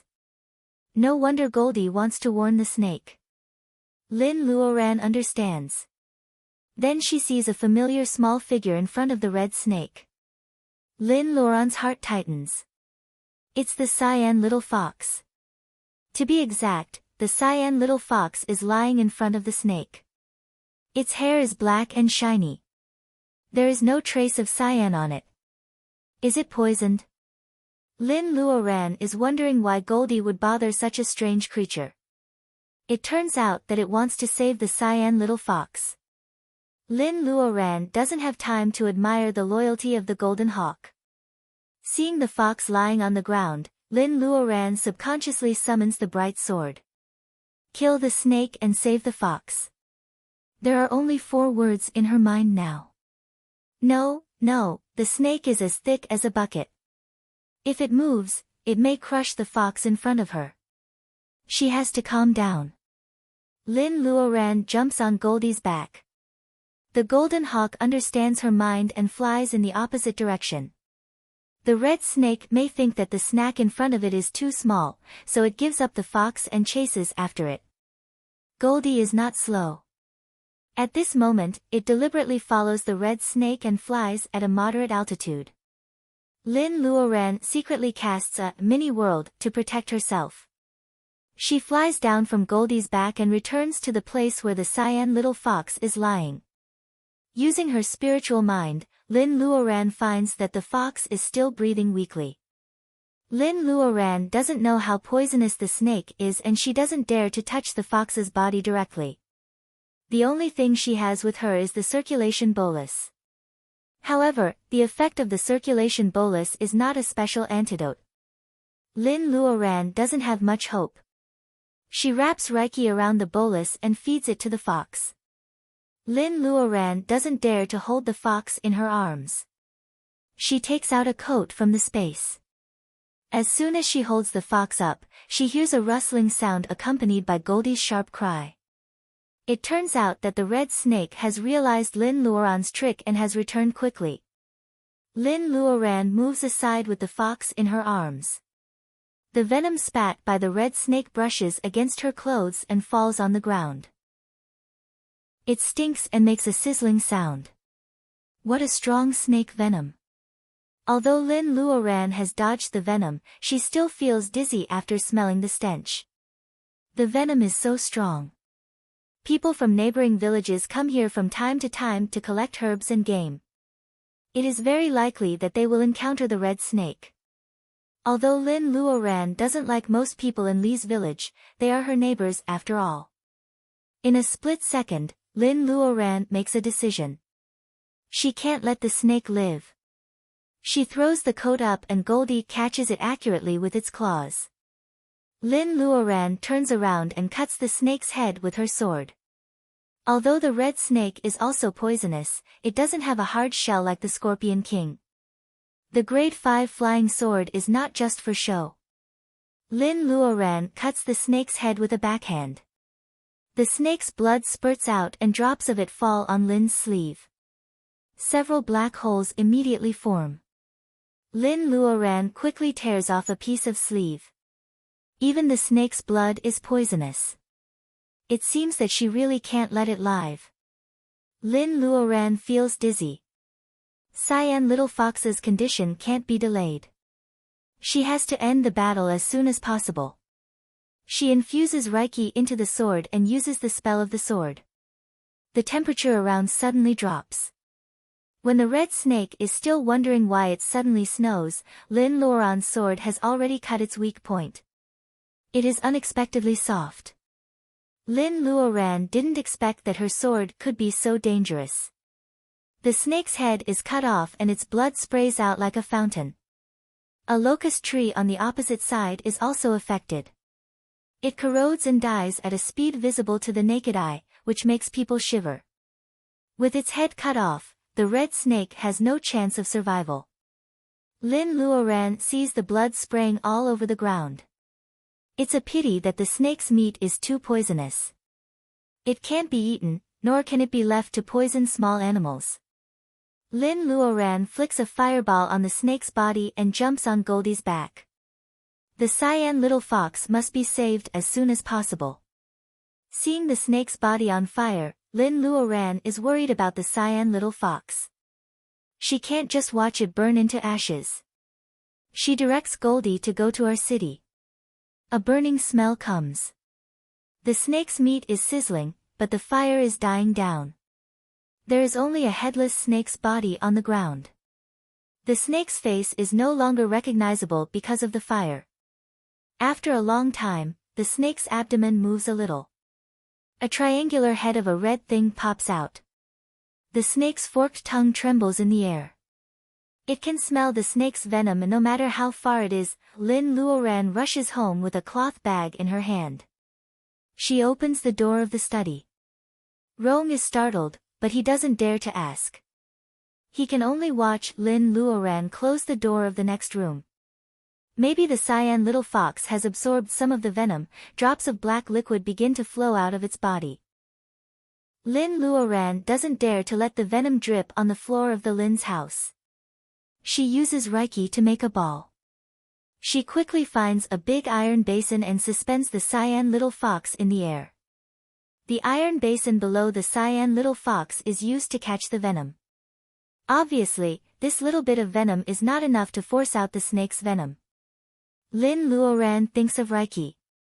She wraps the Cyan Little Fox with gentle wood Reiki and penetrates into its bones and flesh. This is the purest Reiki in the world. Lin Luoran got this idea from when she saved Baojia. Snake venom destroys the nervous system of the body. As long as there is strong cell regeneration, no matter whether it is a human or an animal, it should be able to expel the venom by itself. As soon as the green wood Reiki enters the Cyan Little Fox's body, the black venom starts to resist. Lin Luoran directs the Reiki to chase after the venom and force most of the venom to the fox's paws. Lin Luoran cuts the fox's paw with her fingertip and black blood comes out. When the blood turns red and the fur of the Cyan Little Fox returns to its original color, Lin Luoran knows that she is right. There is a bowl of black liquid in the basin. It is actually fox blood mixed with snake venom. Lin Luoran checks the fox's body and finds that there is still some venom in its body. However, the Cyan Little Fox is breathing steadily. Lin Luoran puts the venom in a jade bottle together with the venom sac of the Scorpion King. Lin Luoran gets a basin of spring water in the space and puts the fox in it. The mysterious water in the space has many functions that Lin Luoran doesn't know yet. However, Lin Luoran is sure that it will be good for the Cyan Little Fox. Lin Luoran closes the door and feels tired. It seems to be easy to save the fox. However, only she knows how much Reiki she has consumed. Without Reiki, Lin Luoran is just an ordinary person. She naturally feels tired. The wind of early spring rustles the bamboo leaves. Lin Luoran suddenly remembers that there is an outsider in the bamboo house, Rong Donglin, whom she ignores. Rong Donglin is staring at the huge golden hawk in front of him. His fingers are trembling and his forehead is covered with sweat. How can there be such a big bird in broad daylight? Lin Luoran puts her hand on her forehead. She has forgotten not only Rong Donglin but also Goldie. Goldie and the cyan fox have long regarded this island as a forbidden area. Lin Luoran actually forgot about it. Chapter 215. How can she explain it to Rong? Out of Lin's expectation, Rong doesn't know the name of Goldie. He is just surprised that the Lins raise such a fierce bird. He is worried about the safety of the Lins. Lin remembers Rong's stiff body in front of the Goldie. She doesn't doubt that Rong is telling the truth. That night, Mr. Lin makes several bamboo shoots. Rong is impressed by the bamboo shoots and he is even more motivated to translate the bamboo sheets at night. The starry sky is a bit dim tonight, but Lin is still in a good mood. It is about 11 o'clock at night. Rong has gone back to his bedroom to rest. The backyard of the Lin's house is like the last pure land under the neon lights. The moonlight is dancing, quiet and amiable. This place will become better and more beautiful. Thinking of the bluestone in her space, Lin is full of longing. She goes to check on the cyan little fox first. The little fox is lying in its nest, but it is breathing slowly. Lin takes the fox's favorite fruits and spirit herbs and puts them next to the fox's nest. It's late at night. Lin's family members have all gone to bed. Only Rong's room is still lit. However, Lin assumes that Rong can't see through the shadows of the bamboos. She moves the bluestone out of the space. The moonlight shines through the gaps of the bamboo leaves. The island is getting more and more serene. Lin uses her mind and a pile of jade materials appears in front of her. Though unpolished, the jade contains pure and auspicious Reiki. It is still beautiful under the hazy moonlight. These are all high-end jade materials. They are worth 3 times as much as the House of the Lins if they are converted into Chinese currency. Tonight, Lin is going to bury these valuable jade materials under the Lin's house together with the bluestone. The bluestone, which is as big as a round table, gives Lin the idea. Lin feels the activity of Reiki of the 5 elements around the bluestone again. She is sure that there is no Reiki in the bluestone. She is more confident now. The first thing that arouses her suspicion is the black epiphyllum. It grows on the bluestone with a little bit of soil and looks like it has no Reiki at all. Lin almost gets lost when she uses her inner vision. At that time, Lin Luoran thought it was a coincidence. However, as she learned about cultivation and collected many spirit herbs in the secret land, she knows that spirit herbs can never grow like this without an environment with abundant Reiki. Compared with the cities, the deep mountains have more wood Reiki, but it is only limited to the growth of ginseng and poria. Such a special species must be accompanied by treasures to help it grow. According to the description in the general introduction, this big bluestone, which is half jade and extremely hard, is the spirit-gathering stone. The name sounded ordinary, and it was not very useful in refining tools, nor could it be used as medicine. However, it had a function that no other treasure could replace, setting up arrays. To be more precise, in the age of magic, every sect had plenty of such spirit-gathering stones.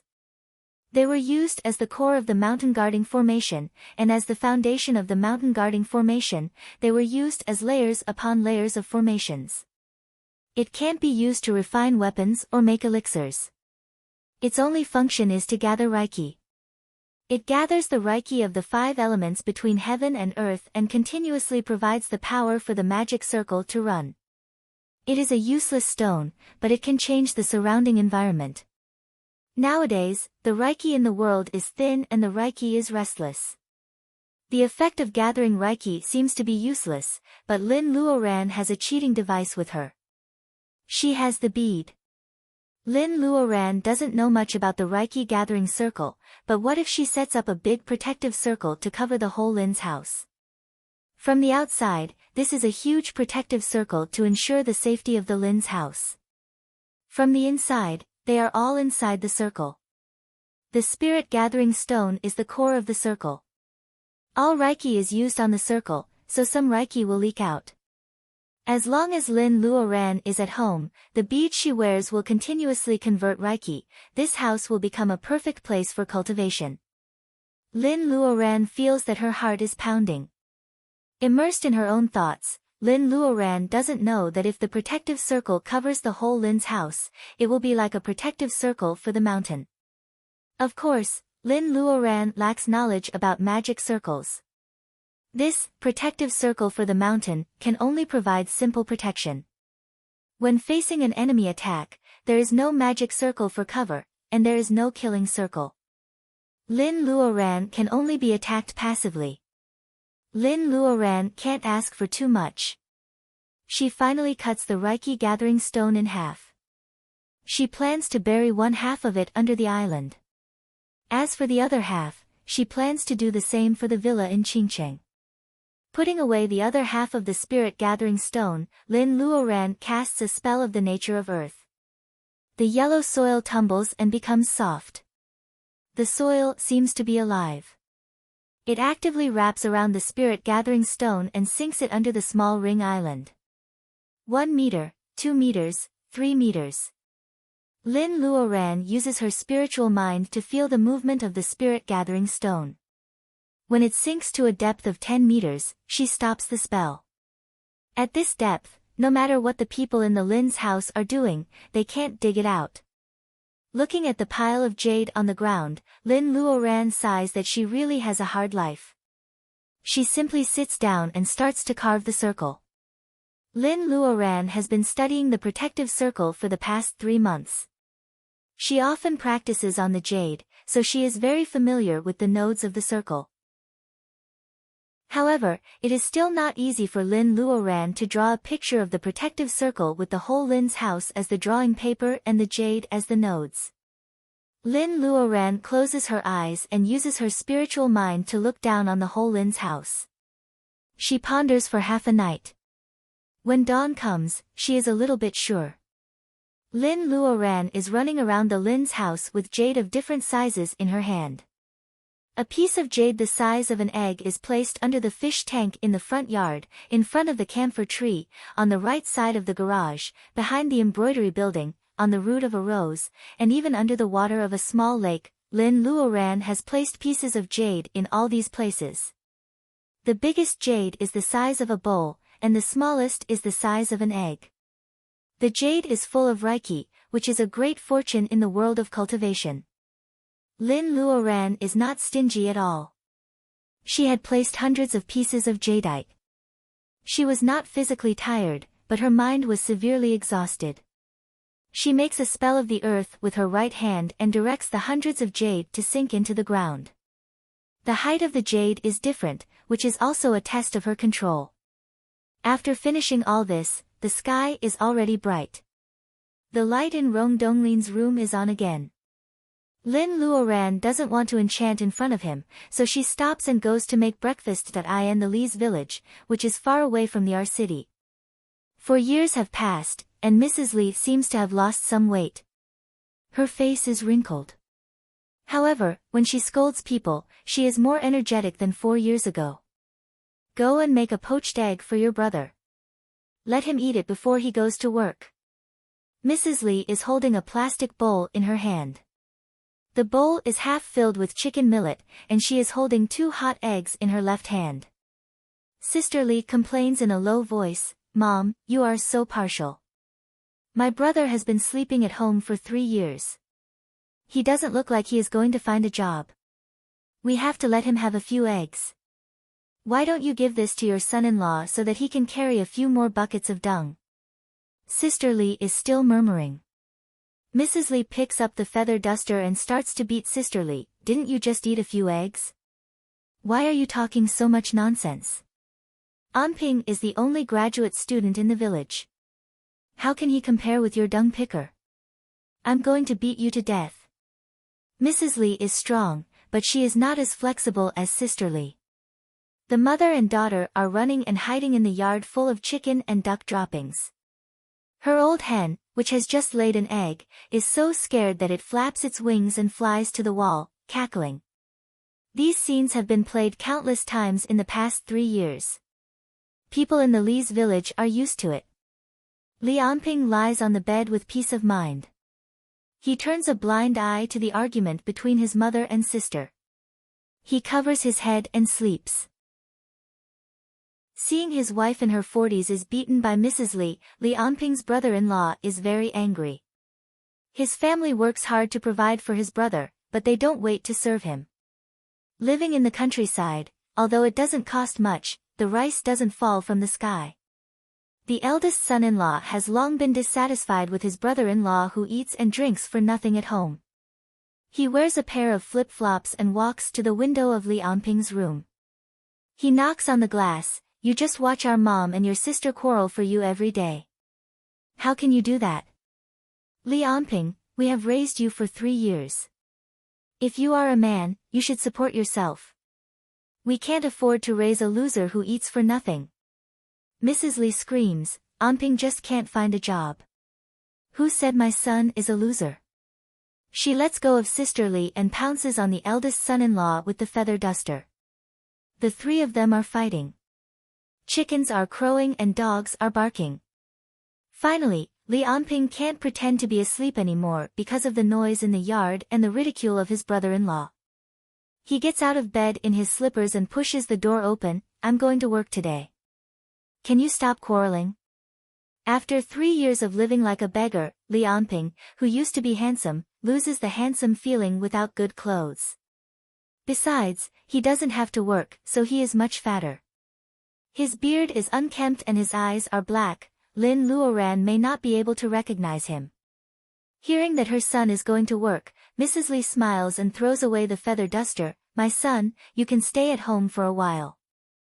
I'm going to cook you a poached egg. Sister Li is also smiling. Even the eldest son-in-law, who doesn't like his brother-in-law, is excited to hear that he is going to work. At least he will be a graduate student. How can he worry about not finding a job? After a while, Mrs. Li smiles happily. She takes the poached egg and watches Li Anping shaving. The wrinkles on her face are like a blooming chrysanthemum. I've always said that you are a good boy, but you are too honest. You should have told your brother-in-law about this earlier. Anping, when did you secretly contact your employer? Li Anping looks at the mirror and says in a muffled voice, someone else contacted me. Mrs. Li's frown becomes smoother.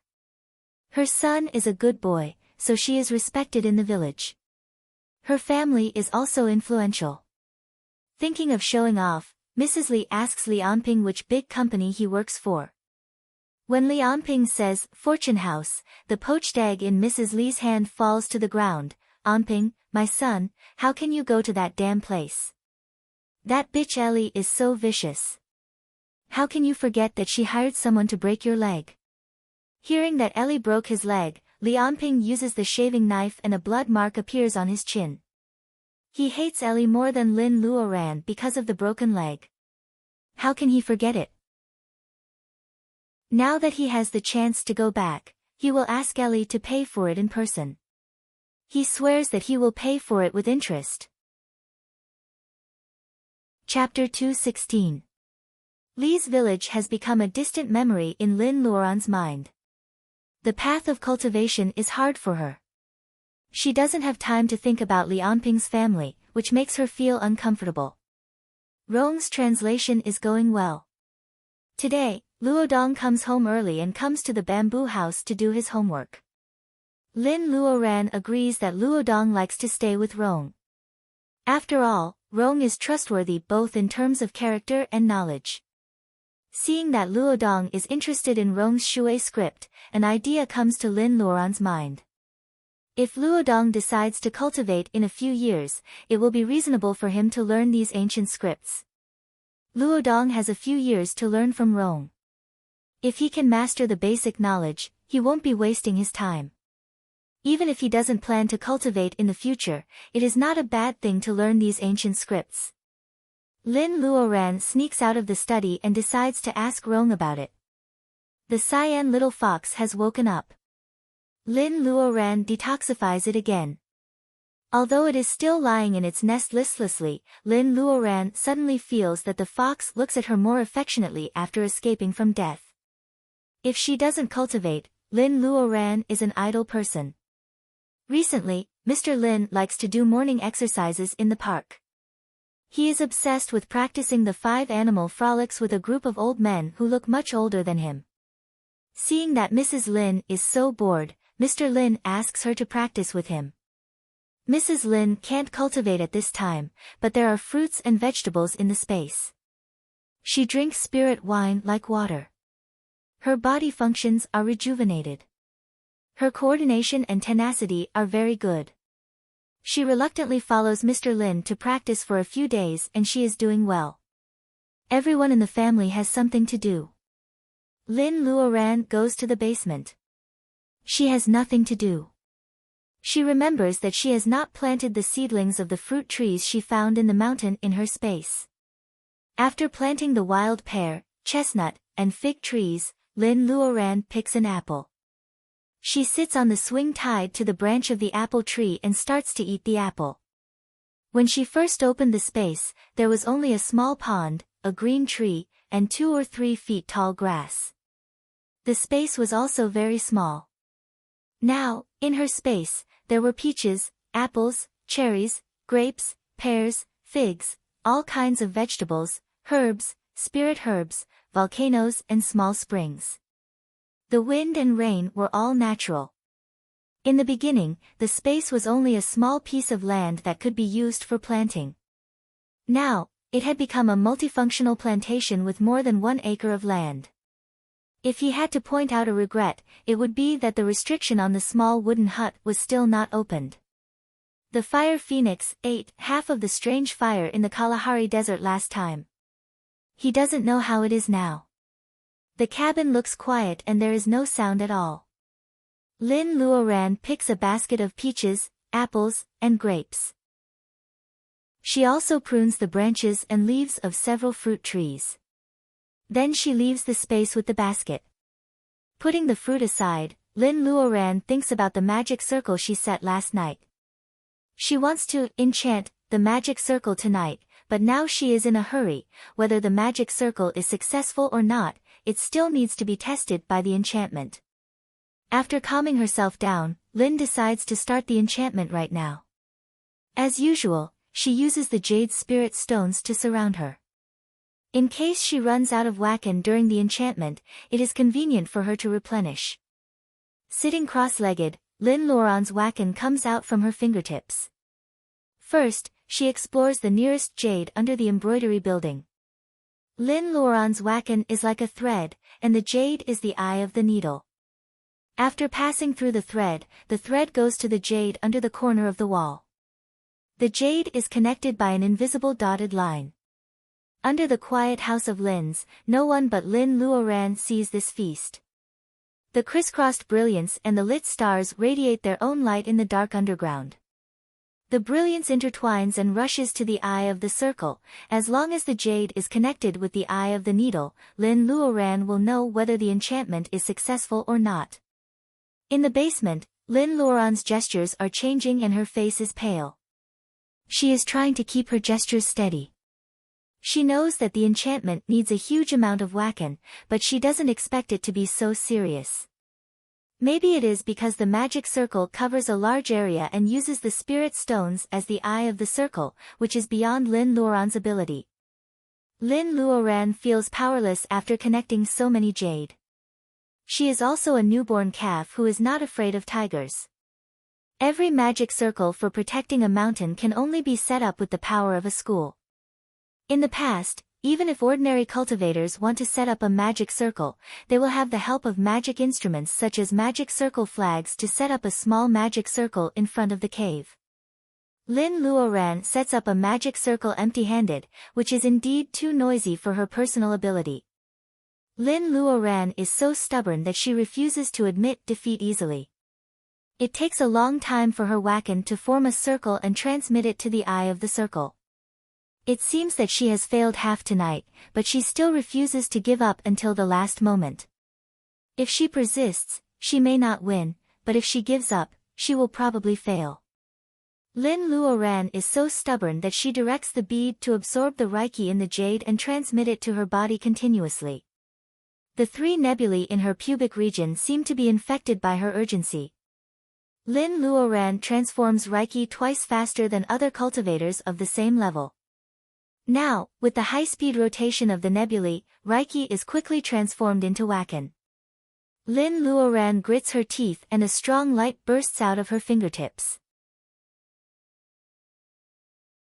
The jade scattered around the chessboard like chess pieces feel her call and respond one after another. As the light flows, the Reiki inside the jade surges like a tide and rushes to the eye of the circle. It is like the National Day fireworks that Lin Luoran saw on TV one year. These sparkling lights in the underground are not as clear as they can be seen by her spiritual mind. They are so beautiful. They are running and playing. Under the guidance of Lin Luoran, they run to the core of the magic circle. With the last surge of Reiki from Lin Luoran, the leading Reiki finally touches the spirit-gathering stone in the core of the magic circle. The net of stars is finally woven. Lin Luoran falls down in the pile of jade and her pubic region is empty. She is waiting anxiously. Time is so slow that she has to count it in seconds. When the 15th second arrives, she is a little discouraged. When the 18th second arrives, the light starts to fade slowly. Did she fail? Although she has expected this result, Lin Luoran still can't hide her disappointment. After all, she has worked so hard. Lin Luoran closes her eyes tiredly and is reluctant to withdraw her spiritual mind. About 10 seconds later, when Lin Luoran is about to withdraw her spiritual mind, she finds that the jade on the ground flashes like a light bulb with bad contact. Oh, is there something wrong with her eyes? Lin Luoran is full of doubts. She sees the jade light up one by one. A layer of velvet light that ordinary people can't see connects the jade and finally converges to the eye of the circle. After waiting for a while, the light flashes and an invisible light cover appears over the Lin's house in a semicircle, covering the entire Lin's house. It works. Lin Luoran collapses on the ground and giggles for a long time while looking at the ceiling of the basement. This protection circle is so disgusting. It's like a computer that needs to be restarted for it to work. In the Lin's house, Mr. Lin's spiritual mind has just been activated and he can feel the changes under the ground. He has no idea what his daughter is doing. When the circle is completed, he first feels the change of Reiki. Although the Reiki gathering stone has just taken effect, Mr. Lin has already keenly noticed it. Cyan Little Fox, whose nest is on the small Huan Island, is the closest to the Reiki gathering stone. It has felt very comfortable since the stone was buried last night. Goldie is also very sensitive to the changes in the Lin's house. Maybe it and Cyan Little Fox will be more reluctant to leave the small Huan Island in the future. In fact, Lin Luoran feels a little guilty for Goldie. Although she gives it 2 boluses from time to time, compared with the peaceful and abundant Reiki environment in the secret land, the Reiki in the secular world is so thin that it can be ignored. This has an impact on Goldie's progress of cultivation. Fortunately, now she sees the hope of improvement. Everything is developing in a good direction. How can she not be happy? Lin Luoran falls into a deep sleep. It is a very comfortable night without any dreams. A little red snake hides in the shadow of a trash can on the folk street. The weather in the early spring of the R city is very good this year. The sun is warm. As the tourist card of the municipal government, the folk street with its alley as its selling point usually has a lot of tourists. In this kind of weather, there are even more tourists. The sun is very good and there are many girls in the R city who like to be beautiful. Some girls who are not afraid of the cold have changed into thin coats, short skirts, black stockings, and a pair of knee-high leather boots. They look warm and pretty, which has become the standard dress for many girls on the street. A girl with a ponytail looks to be in her early 20s. She is wearing a pair of boots and is strolling on the folk street holding her friend's hand. After eating the favorite skewers of the our city locals, the girl with a ponytail feels it is indecent to walk on the street with a bamboo stick in her hand, so she is going to throw the bamboo stick into the trash can by the roadside. People overlap, so the trash can is set in a place where there is no light, so as not to bring indecency to the scenic area. As soon as she throws the bamboo stick, she feels that her calf is pricked by a needle. She looks down and sees two small holes in her leather shoes. A red shadow flashes by quickly. The girl with a ponytail doesn't see the red shadow, so she thinks she accidentally scratches her leather shoes. She feels so unlucky. She walks back to her friend and complains all the way. After a few steps, she feels unbearable pain in her calf. In her friend's panicked eyes, the girl with a ponytail falls down softly. "Ruan, what's wrong with you? Don't scare me." After all, she is still young and hasn't experienced many things. Her friend is confused. The tourists around her don't dare to help her up. An old man with good eyesight points at her small feet and says, "Ouch, I'm afraid she was bitten by a snake. Call 120. Her friend looks at the direction he is pointing. Sure enough, a small stream of black blood is dripping from the two small holes in the leather shoes. Black blood, oh my God, I'm afraid it's a poisonous snake. There is a poisonous snake here. Step back, little girl, call 120. The crowd has different opinions. Her friend finally dials the 120 emergency number. "Hey, someone was bitten by a snake." "Where?" "We are at the folk street. It's a poisonous snake." In the midst of the chaos, some knowledgeable old people are secretly curious. It is only the new year, why would a poisonous snake appear in the crowded tourist folk street? I have finally completed the chapters 10. I silently ask for a red ticket for my bookmark. For the 3rd anniversary of Zongheng, there is a roulette lottery event. Bao draws twice and wins 3,500 points. He is very satisfied and recommends everyone to try their luck. Hee hee. Chapter 217. Rong feels that the air in Lin's house is fresher these days. He can smell the faint fragrance when he breathes. His mind is clear and he can even translate much faster. Mr. Lin's senses are more intuitive. He can feel the Reiki molecules around him in just a few days. The willow tree beside the lake has benefited from the wood Reiki. Its yellow leaves have grown to 3 inches long in a few days. Its branches hang down to the lake, which is really beautiful. Lin Luoran really wants to see the part that Rong has translated. However, she can't let go of the stone in her heart. She restrains her eagerness. There is one thing that she has to solve before she goes out to find the soul wood. Lin Luoran and her mother are going out for 2 days. Mrs. Lin, who has just mastered the 5 animals play, is good at it.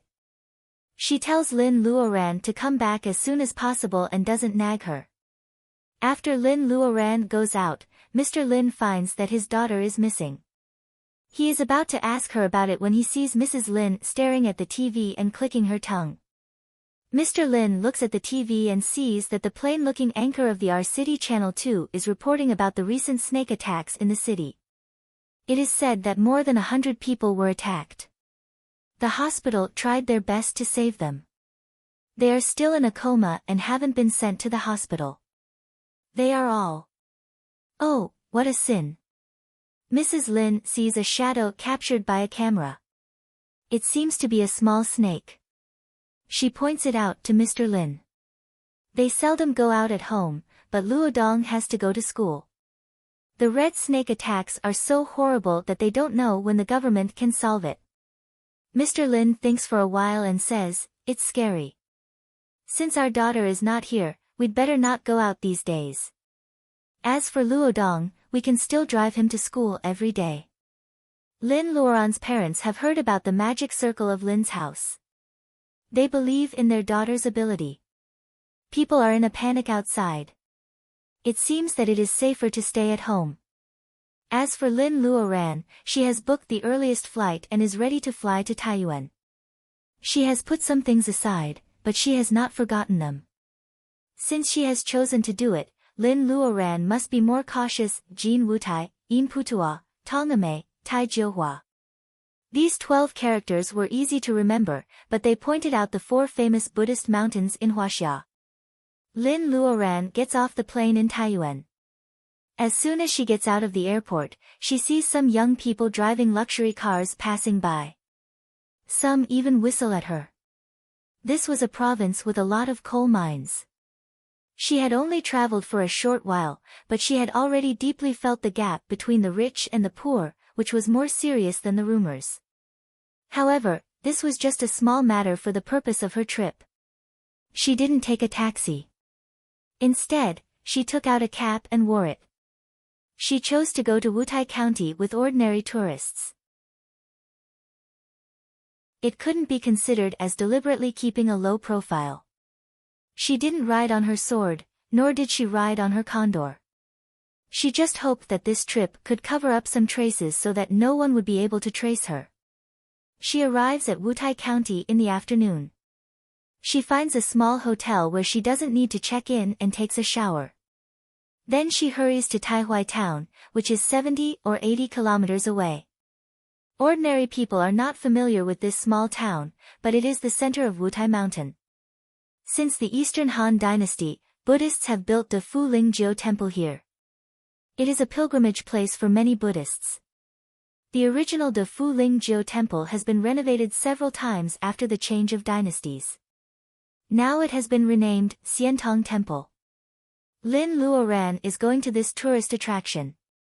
Wutai Mountain has a great difference in altitude, and the average temperature is only a few degrees all year round. Lin Luoran admires the tourists who go to Xiantong Temple with her. There are many gray-haired old people. Lin Luoran doesn't know whether they are here for sightseeing or devout believers. Of course, she doesn't believe in Buddhism. However, Master Mu said that there are Buddhist cultivators here. Lin Luoran used to think that Buddhist cultivators have to cultivate themselves in the deep mountains like cultivators.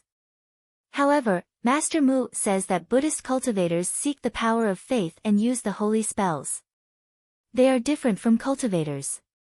Buddhist cultivators are Buddhas in the secular world. Wutai Mountain is full of incense. There is no reason why Buddhist cultivators don't choose to stay here. Lin Luoran follows the tourists all the way to the temple. Unlike the Taoist temples in the mountains of central Sichuan, which were hidden in the green mountains and clear waters, Xiantong Temple stretched out there. The sky was blue, and the yellow soil was exposed. It was freezing cold, and a few old trees with few leaves were the only decorations under the sky. There are many pilgrims, and there are novice monks to receive them. However, it is almost night, so most of the tourists leave after a walk. Only Lin Luoran slowly walks to the famous Bronze Hall. The Bronze Hall is carved with flowers and green flowers, and the kuei protects the dragon. It is dazzling. It is said that Wanli built it for his mother. If what Master Mu said is true, it is probably a rumor. The bronze bell in front of her weighs thousands of pounds. When it is knocked, the sound can be heard all over the mountain. The sky is getting dark and there is no one around the bell. Lin puts her hand on the bell and knocks it at a strange frequency. Creak, the thick bronze wall is moving aside. The sound is so light that ordinary people can't hear it without Lin Luoran's hearing.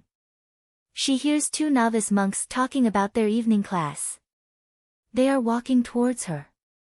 Lin Luoran rushes into the bronze hall and disappears behind the bronze wall. Puji Master, I am Lin Luoran, an individual cultivator.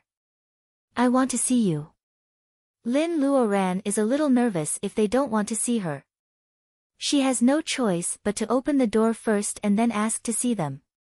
Master Mu said that the place where Puji Master lives is behind the bronze wall. In fact, it is isolated from the Xiantong Temple by the holy spell. The world inside is where the real Buddhist cultivators live. Patroness, I am Jishio. A young novice monk appears in the twilight. He is dressed in plain clothes and shoes and has a delicate face. He is not surprised by Lin Luoran's arrival and he looks peaceful. Jishio is a special Buddhist name. Master Jishio, my daughter wants to see Puji Master. Lin Luoran returns his salute and Jishio accepts it calmly. His mouth is a little soft. Puji Master is having an evening class. Patroness, why don't you follow me to visit this place first? Although they are not on the same path, Jishio doesn't dare to underestimate the person who knows the secret place of Buddhist cultivators and knocks the bronze bell by himself. Lin Luoran nods and says yes. The gate of the bronze hall slowly closes. She has already walked into another world in the bronze hall. On the black brick road, she can see a few Bodhi trees occasionally. The architectural style here looks no different from that of the Xiantong Temple. However, Lin Luoran has to be picky. This is a place for self-cultivation that Master Mu said was built by the holy spell. The courtyards are overlapping. It is spacious for ordinary people, but a little simple for a school. Jishio leads her forward slowly. There is a faint fragrance on his body. There is a chanting sound in the night. It must be the evening class that Jishio said. The young novice monk must have been chanting before. Did she disturb him?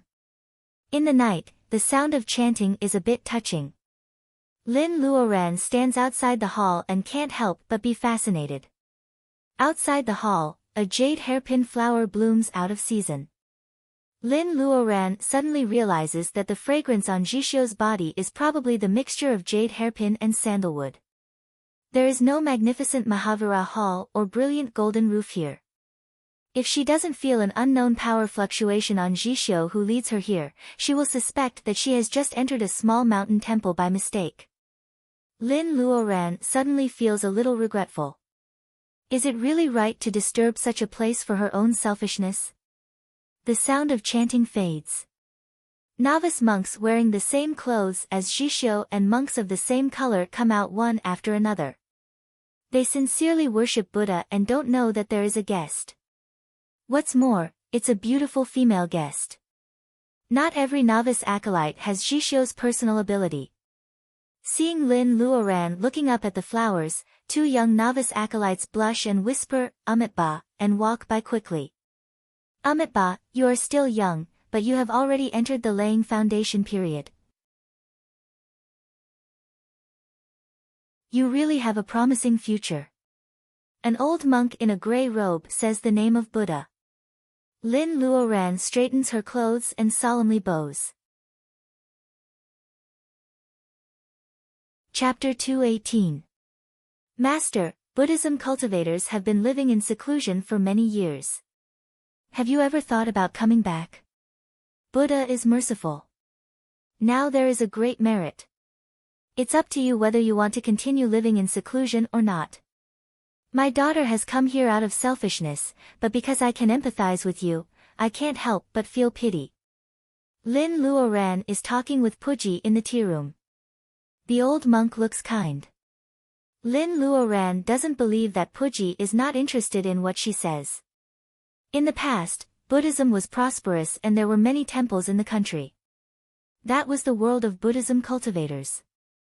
Lin Luoran is a rookie. The competition between Buddhism and Taoism means nothing to her. Taoism focuses on perception and Reiki, while Buddhism focuses on faith and the power of will. The two are fundamentally different. Why do they have to suppress each other? Now the world of cultivation is declining and Reiki is decreasing.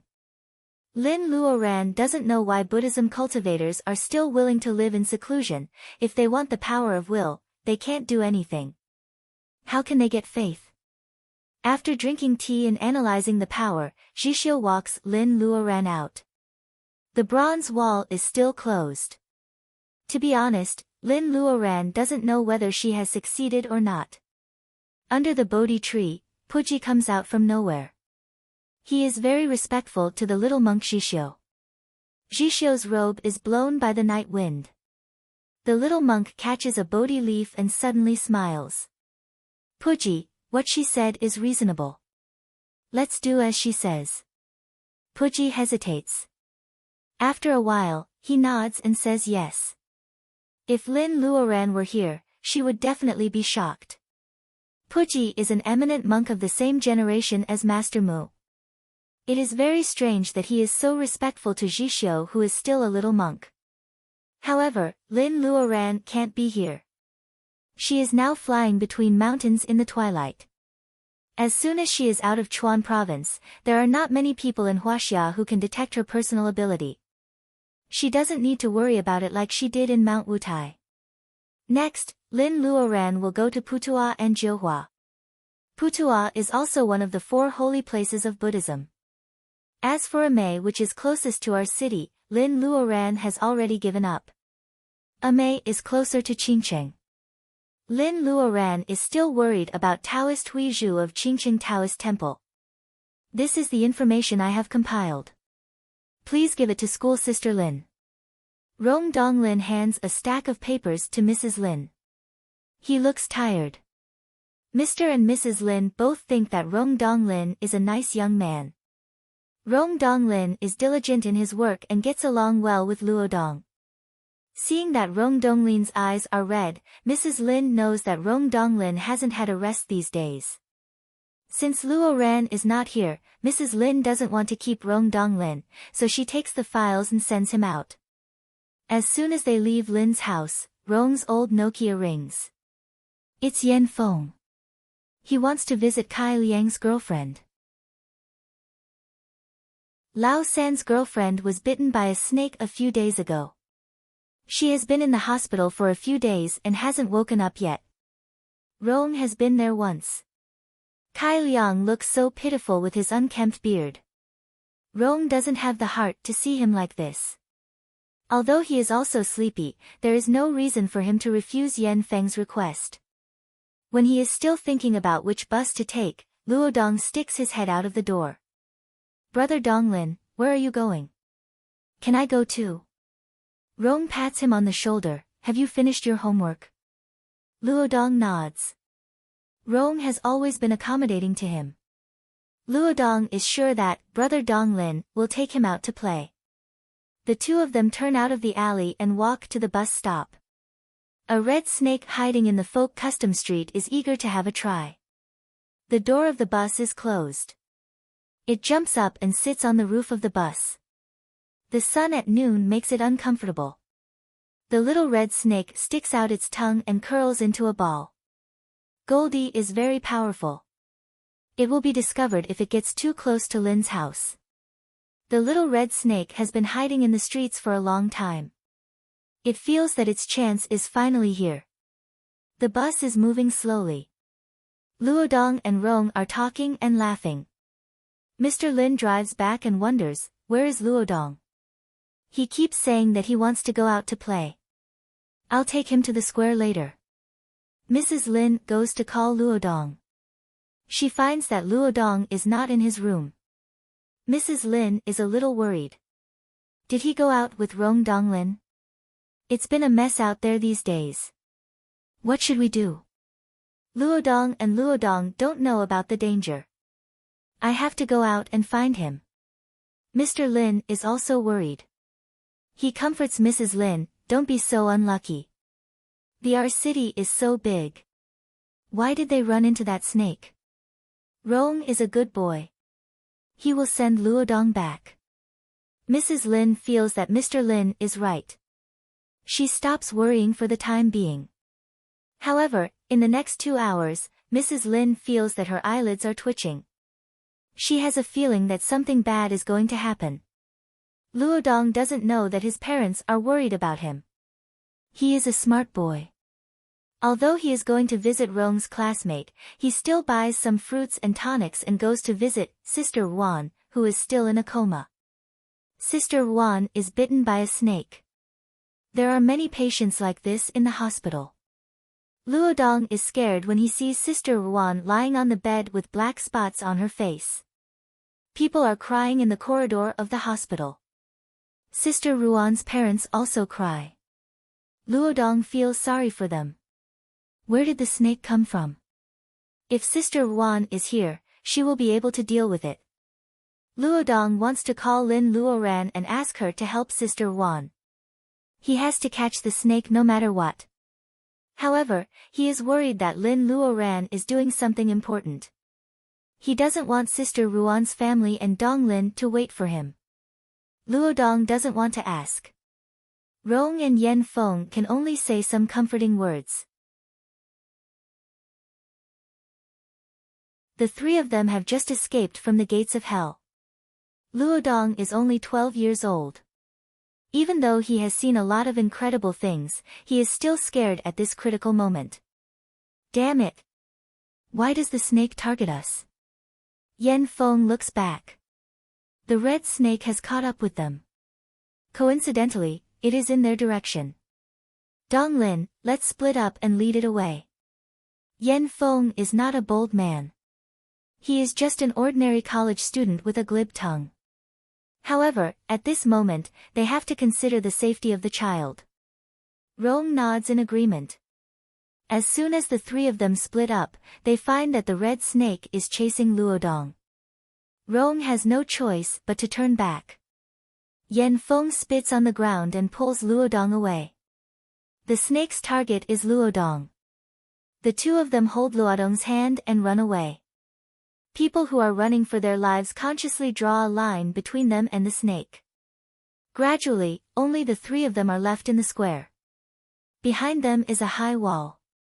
There is no way for them to escape. What the hell? Brat, did you raid its nest? Why is it so apologetic towards us? Yen Feng looks around.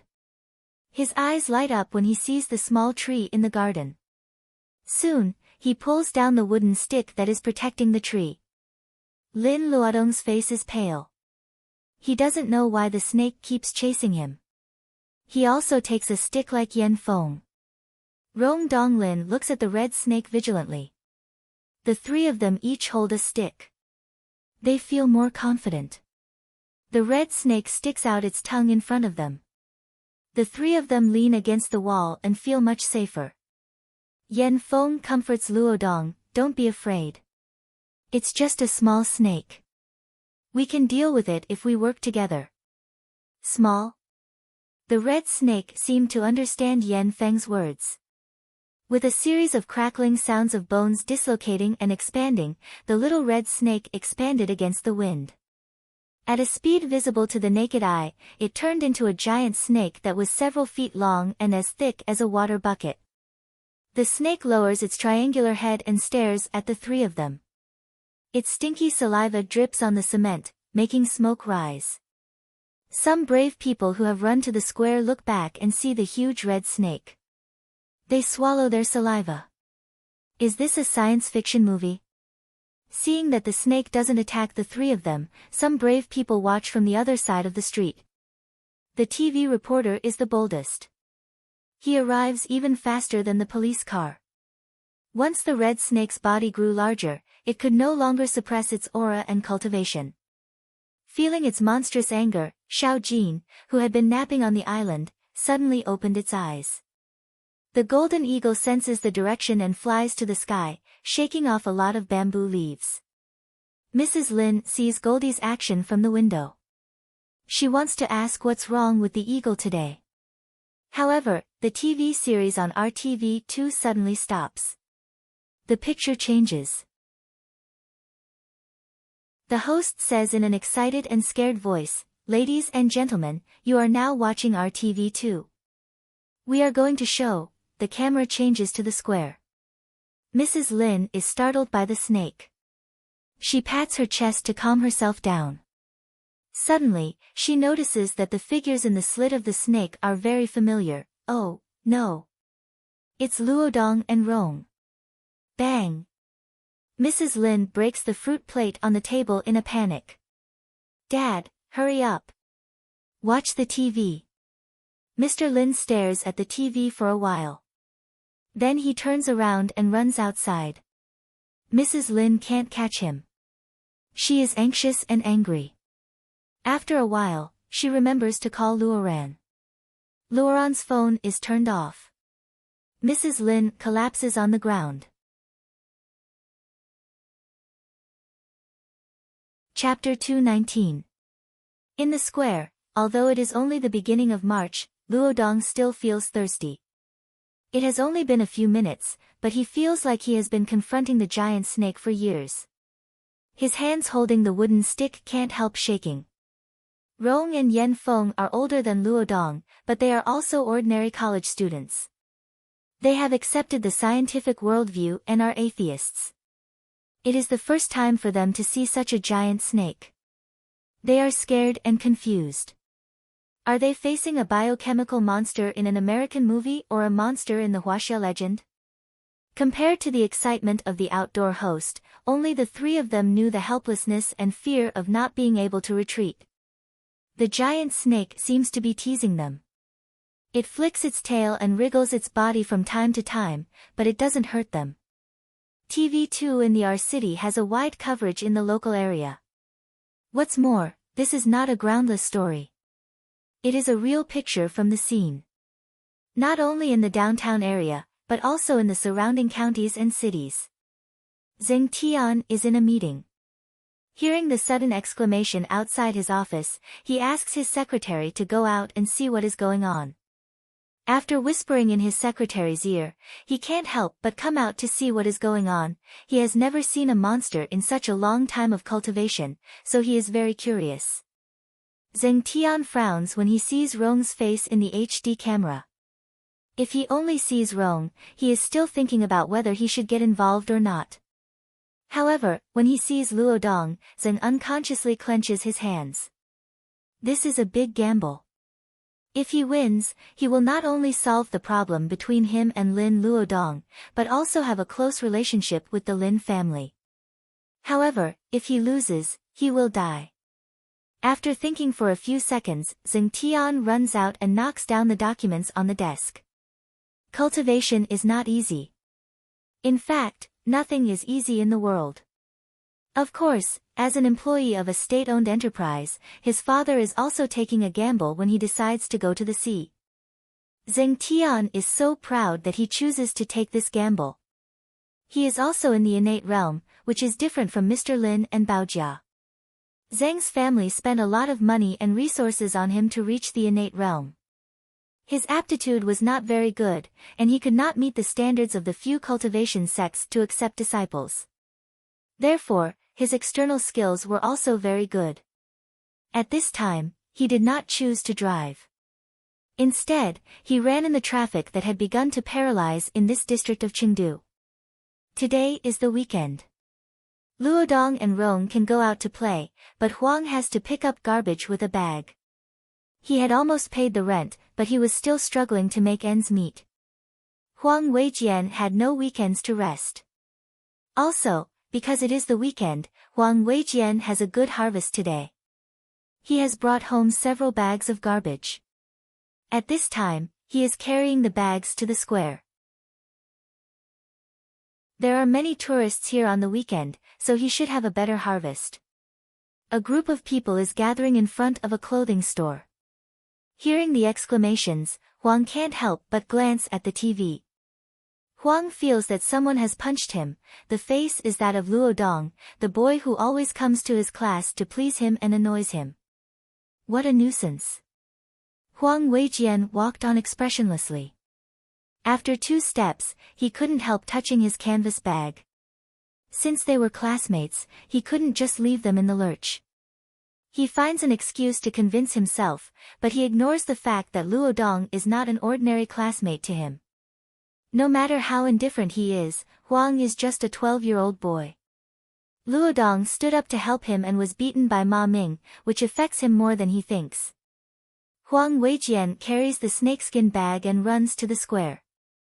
The office building of Fortune House is not far from the square. Even Goldie can feel the provocation of the giant snake, so Xian Yuanping can feel it more clearly. If the monster is refined in the blood pool, it will be a great tonic even for Xian Yuanping. She will not give it up easily. Fortune House is close to the square, and Xian Yuanping has the highest level of cultivation among them, so she is the first one to arrive at the square. She wants to subdue the monster quietly. However, when she sees that it is the Lin family who are surrounded and many people are rushing in this direction, Xian Yuanping smiles. She finds it interesting and is ready to watch a free drama. She doesn't show up immediately, but stands on a big tree. Goldie arrives in an instant, only a few seconds later than Xian Yuanping. It can sense Xian Yuanping's presence. It feels uncomfortable about this human being.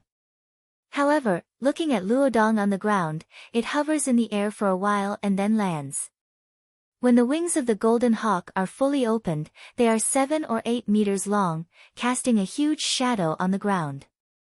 Luodong, who has been feeling thirsty, feels the darkness above his head. Then he looks up and sees Goldie hovering in the air.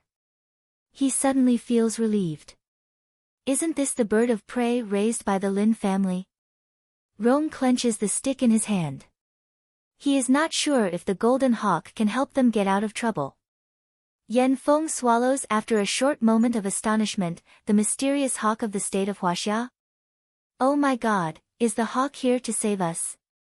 The passers-by standing far away are more certain than Yan Feng, including the anchor of the RTV2. He was excited when he saw the snake, but now he wants to go home and worship his ancestors. The mysterious hawk of the state of Huaxia.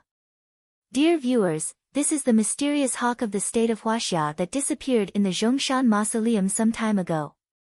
Is it here to save us? Oh my god, the snake is attacking the hawk. When the giant snake saw Goldie, its eyes turned red. Goldie didn't land on the ground immediately. Instead, the giant snake curled up into a ball and leaped into the air with its tail. It bit at Goldie's wing. At the same time, the snake swings its tail and breaks a lamppost. The lamppost falls on the 3 people by the wall. The police car finally arrives late. The scene is in chaos. Goldie screams and flaps its wings. The 3 people roll away like gourds on the ground. The 3 people are more or less injured, but they are out of the fighting range of the hawk and the snake. Bang, bang, bang.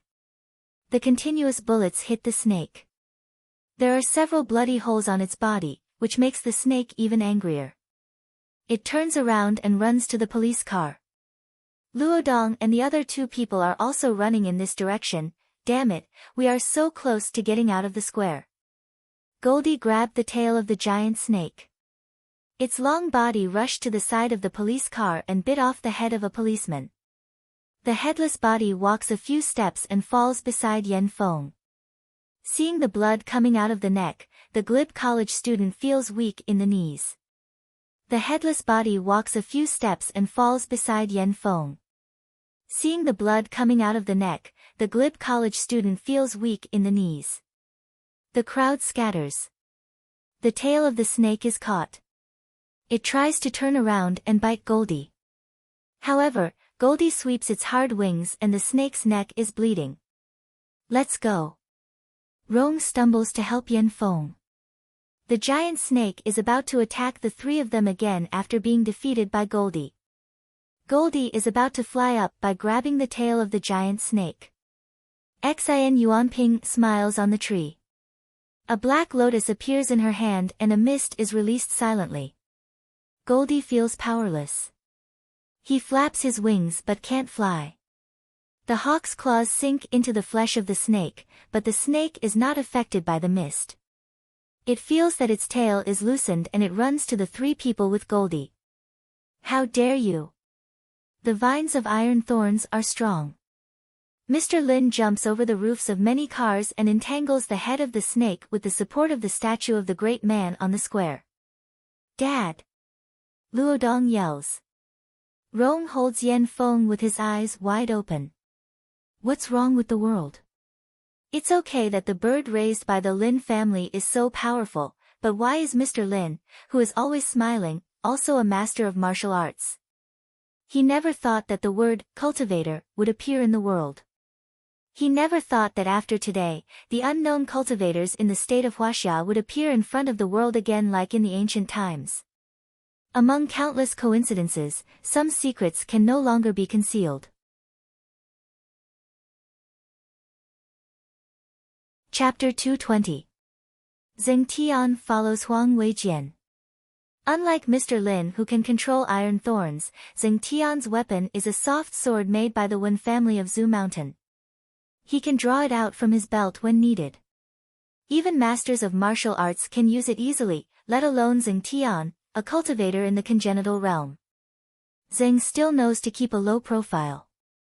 He pulls a piece of his shirt to cover his face. When he rushes out, he says, "Go." He pushes Luodong, Yan Feng and Rong away. Only Rong recognizes that Zheng Tian's voice and figure are similar to the young master of Zheng's family in the bar. Rong Donglin follows Zheng's order and runs out of the square with Luodong and Yan Feng. They know that Luodong is the target of the giant snake. They have seen the policeman's head being bitten off, so they don't dare to get other people into trouble. They just run to the open space.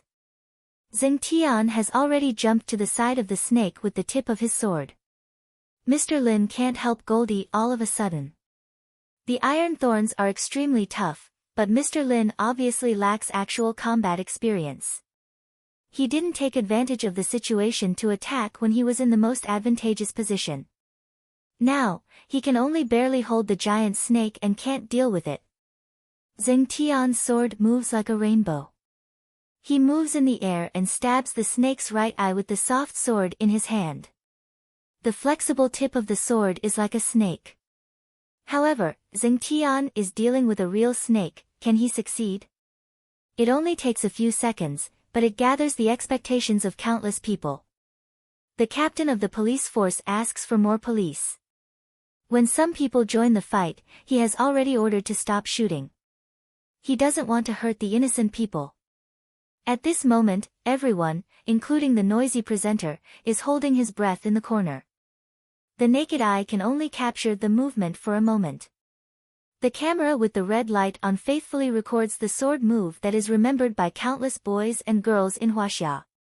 In fact, at this moment, Zheng Tian, who is quite ridiculous with his face covered, puts his future on the line. Zheng Tian not only recognizes Lin Luodong and Rong Donglin, but more importantly, the one who is trying to stop the snake monster is the father of Master Lin. Zheng Tian feels that he has been injected with something called chicken blood. Zheng Tian is amazed by this sword strike. It is beyond his usual level. The giant snake keeps twisting. Zheng Tian's wrist is steady and powerful. Wherever the tip of the sword goes, the air seems to be broken, Puchi. With the dull sound of a sharp weapon cutting through flesh, the soft sword made of refined iron pierced the snake monster's weakest point, its right eye, under everyone's expectations. When the snake blood splattered everywhere, whether it was the people involved in the square, the police, or the audience watching the live broadcast in front of the TV, they all cheered in unison. That was great. Zheng Tian also feels great. Inside the snake's eyes is the brain. No matter how powerful the strange snake is, as long as he twirls his sword and smashes its brain, will it still be alive? Zheng Tian's wrist shakes, and the smile on his face freezes the next second. Damn it, his flexible sword was stuck in the snake bone. The giant snake turns its head and spits out a stream of yellow gas at Zheng Tian. Zheng Tian knows how powerful the snake is, so he has to let go of the handle of the soft sword immediately. He does a backflip and falls on the ground. The snake blood spills all over the ground. Xian Yuanping feels that this scene is so boring. She is clearly standing at the top of the tree, and the camera only shows the big tree.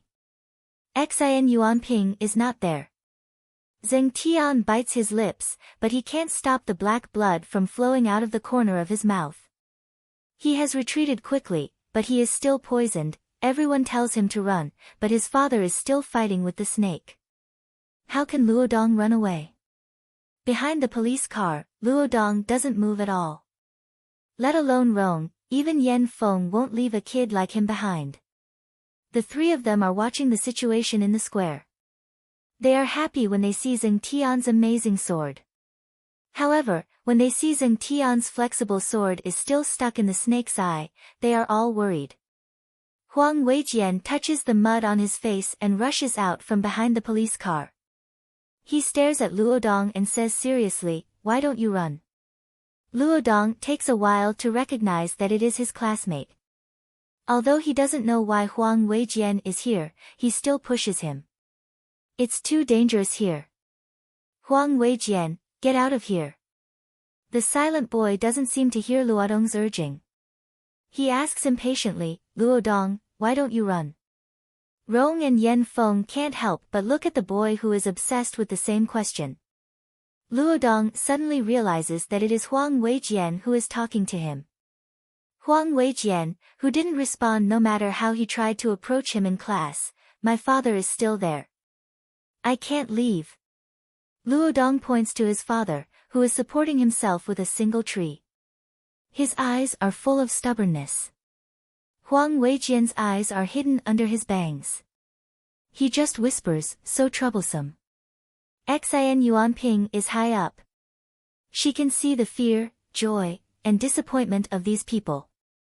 She thinks of her right hand, which was broken by Lin Luoran, and it is still uncomfortable for a novice.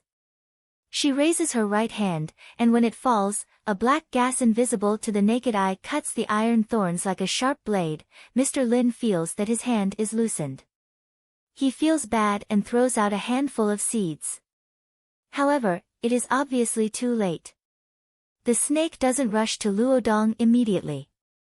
Instead, it turns around and tries to bite Mr. Lin, the annoying human who has been pestering it. The situation is extremely critical.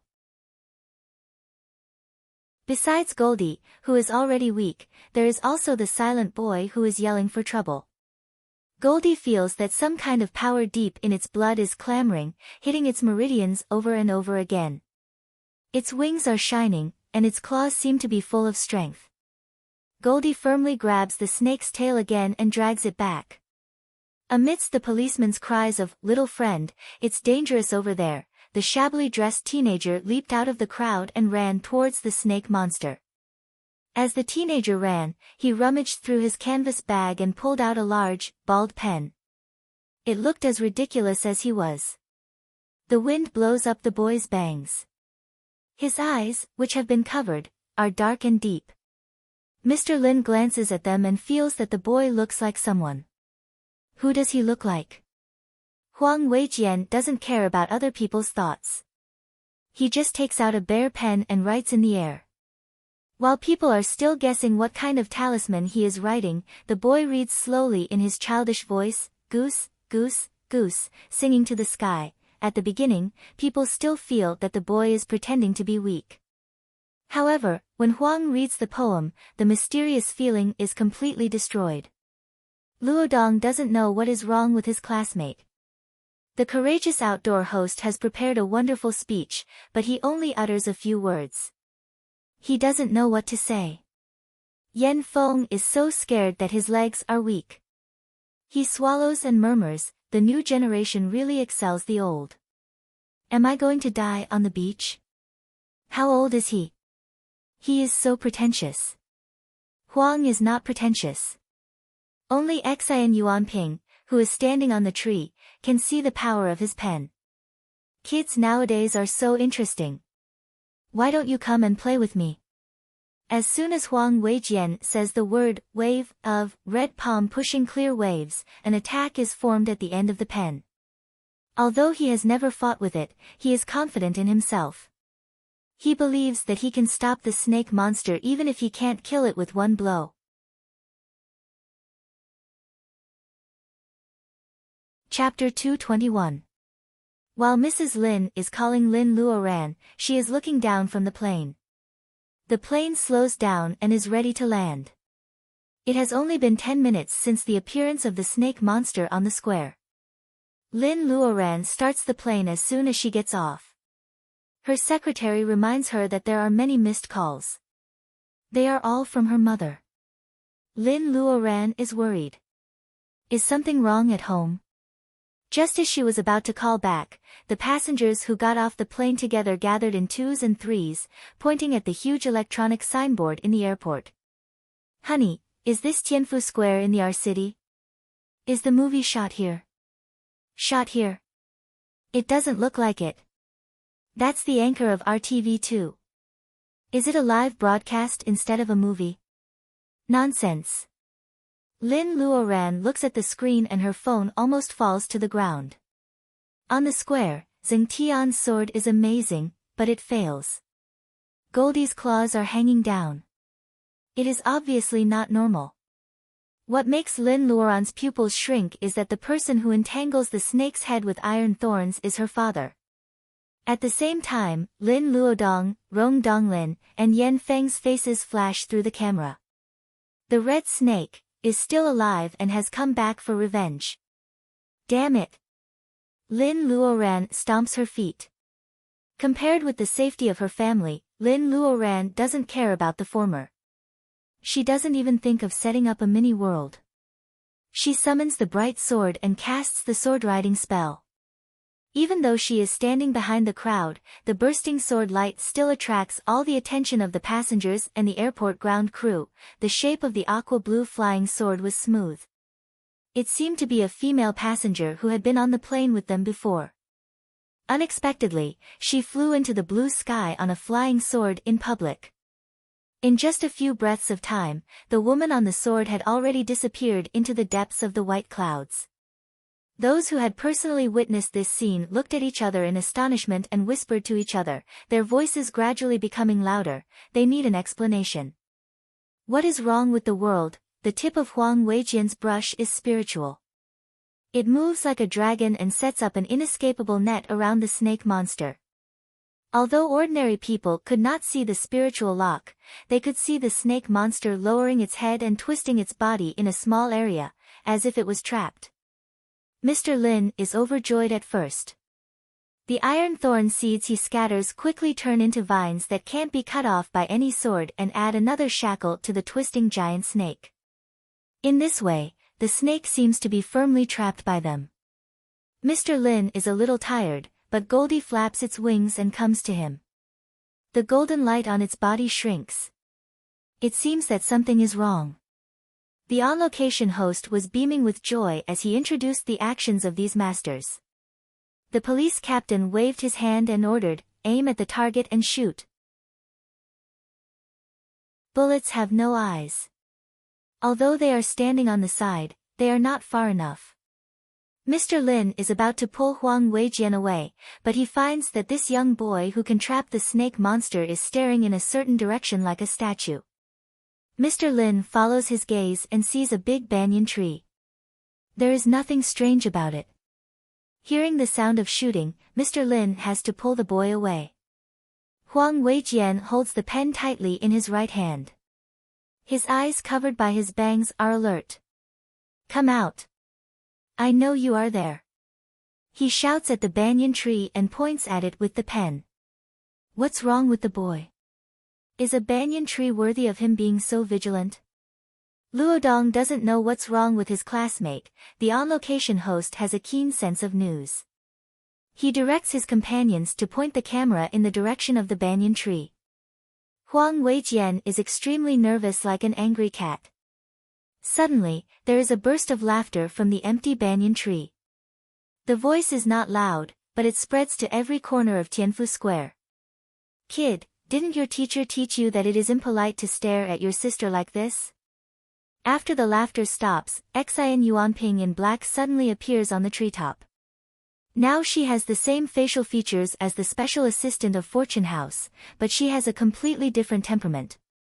Anyway, all the staff of Fortune House who are watching the show in front of the TV can't recognize Xian Yuanping except for Ellie. "Dad." The Lin family will never forget this woman. She is the reason why Lin Luoran disappeared that year. Mr. Lin takes 2 steps forward and holds Luodong in his arms. "Uncle, this is..." Rong is confused to see the vigilance of the father and son. Mr. Lin didn't look so serious when they were fighting the giant snake. Mr. Lin's voice is calm. "She is the enemy of our family." Mr. Lin doesn't hate the woman in black because Zhou Yaowei injured him when Lin Luoran was not there. It's just that he can't forget what happened when his daughter was kidnapped by the woman and she suffered a lot in the past 3 years to escape from her captivity. Yes, she is bad. Luodong nods hard. Even though he is young, he will never forget the 3 years when he was at home. Great enemy. Yen Feng was speechless. The Lin family was so powerful, yet there was still someone who could make them feel as if they were facing a great enemy. Wouldn't this black-clothed woman be even more? Yen Feng shuddered. He had previously been amazed by such a domineering woman, but now he was scared half to death. However, the mysterious bird of the state of Huaxia belongs to the family of the campus bell. Yen Feng is even more glad that he didn't have any ideas about the school bell. Goldie is standing beside him coldly. Yen Feng is just an ordinary person, so he is curious and scared. Zheng Tian has been standing here for a long time. The snake venom is running wild in his body. He is afraid that if he speaks, the poisonous blood will come out. Therefore, he doesn't take off the ridiculous shirt strip and just looks at the scene calmly. They are talking in low voices. The captain of the police team instructs his men to shoot holes all over the body of the giant snake. The snake monster is dying and the snake blood is all over the ground. They all turn their attention to the woman in black who suddenly appears. The young man who trapped the snake is so nervous. This woman may not be a good person. Xian Yuanping, who is being pointed at by dozens of guns, naturally doesn't care about these ordinary policemen. She still stares at Huang Weijian and says with a smile, "Boy, why don't you follow your sister?" Huang Weijian smiles and interrupts Xian's words, "Sister. Auntie, I am an orphan. Don't pretend to be my sister." The teenager's childish voice is very serious, as if he is kind enough to correct Xian Yuanping's wrong way of addressing him. However, it makes all the nervous people at the scene happy. The woman in black's face immediately changes. What a child says. There is probably no young and beautiful woman in the world who is willing to be called auntie, even if she is old enough to be someone's grandmother. Xian Yuanping's face is very gloomy. She stares at Huang Weijian with a hint of killing intent. The captain of the police team is also afraid of the woman in black who is standing on the tree crown. Seeing Xian Yuanping's expression changes, he can't help but worry for the young man in the square. Xian Yuanping seems to think of something. Her skirt moves without wind and she walks down from the tree crown. She doesn't jump down or jump down. It seems that there is an invisible staircase winding under her feet. She is really walking down step by step. If this kind of appearance is not shocking enough, the black lotus under her feet flashes every time she takes a step. The fragrance is so tempting. In the eyes of ordinary people, it is really a miracle. The announcer stuttered, "Step by step, blooming lotuses." Audience, today there is not only a snake, but also a swordsman, a druid who can control plants, a little poet, and a mysterious woman with lotus step by step. The host is so excited that he doesn't even have time to wipe the sweat on his forehead. He has a hunch that after today, his career will usher in a new peak. Looking at the colleagues who have arrived one after another, who are also in a remote place, hurriedly setting up the camera to find the angle, the host becomes more and more excited. These colleagues are all behind him, and RTV2 is the first one. While the host is still excited, he suddenly hears the sound of glass breaking. No, it is more than one, it is a series of broken glasses. Did the police open fire on the woman? He looked around and almost fainted. There is a lotus under Xian Yuanping's feet, gorgeous and dazzling. She just takes back her finger. Like a mosquito, so annoying.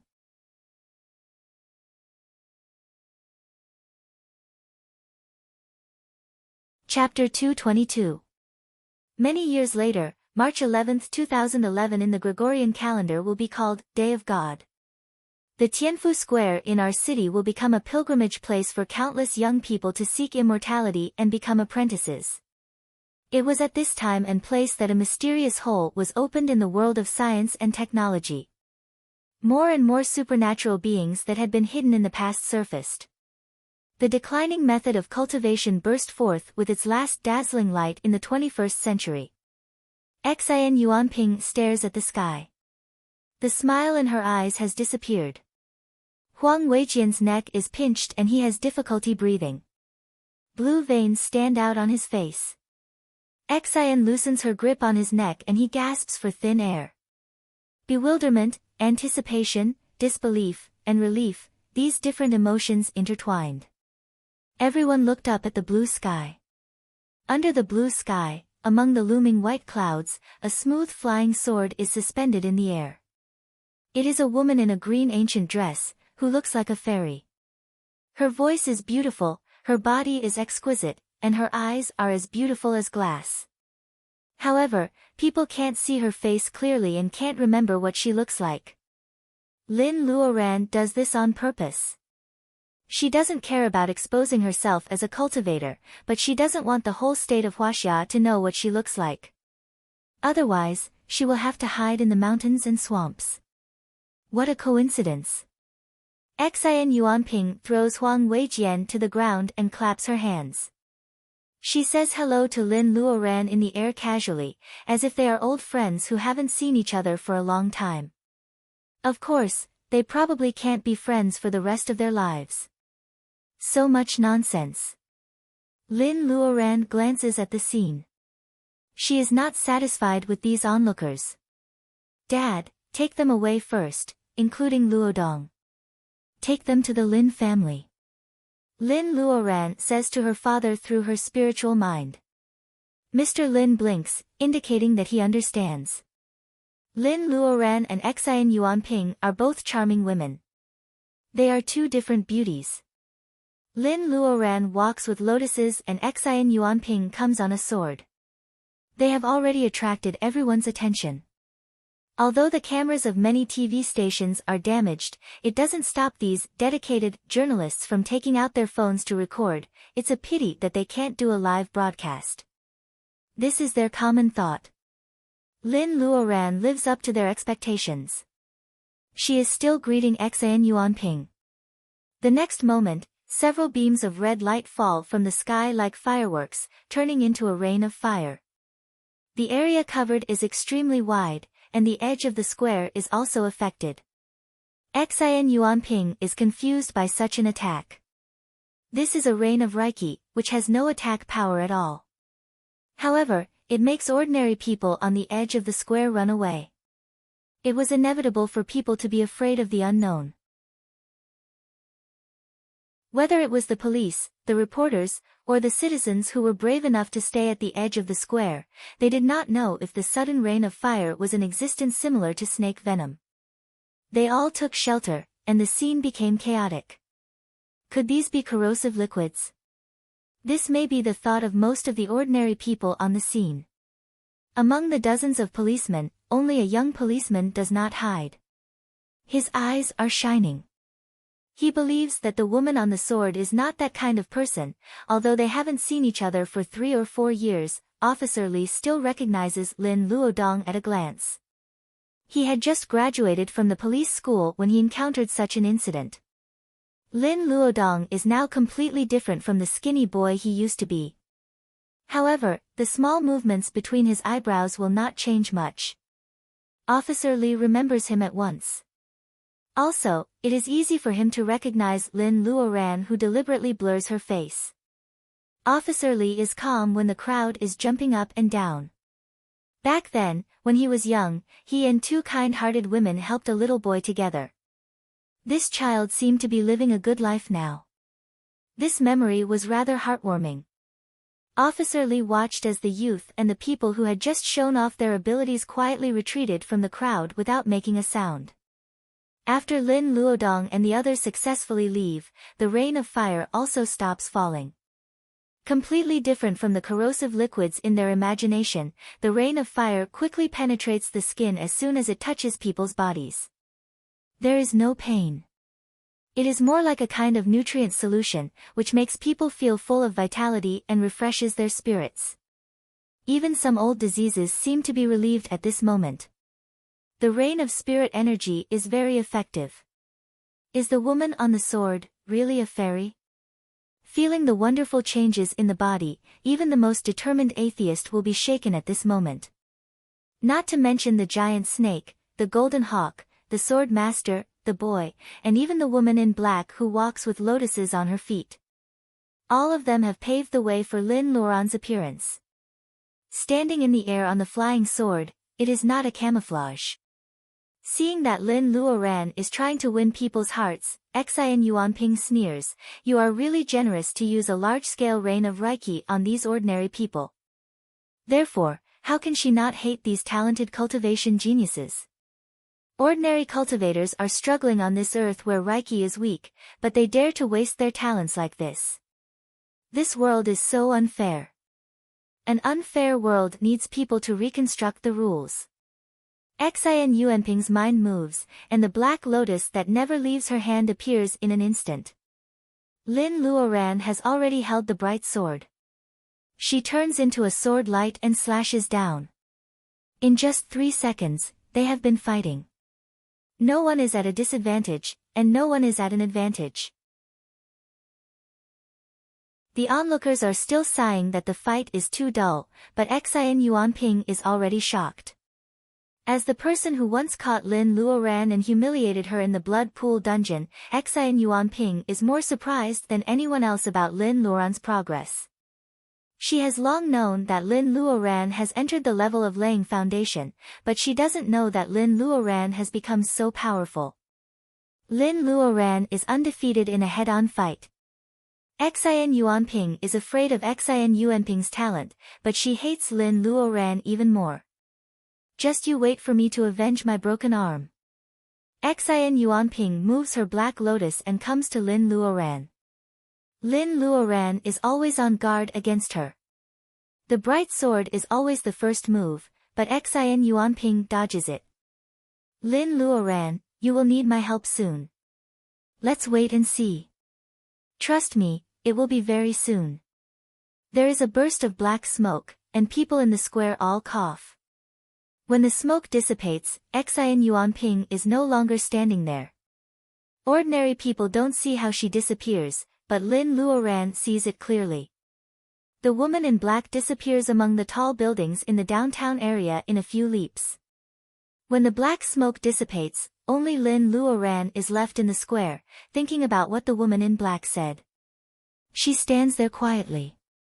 Goldie comes to her side in a few steps. It doesn't want to give up its pride as a golden hawk in public. It can't act cute, so it stands beside Lin Luoran obediently. This scene reminds some people of the widely circulated photo on the internet. A golden hawk and a beauty in ancient clothes. Is she the fairy riding a hawk? I'm really sorry that I haven't updated for a few days. I have too many social engagements during the festival, and I can't concentrate on writing. I'm not satisfied with what I write.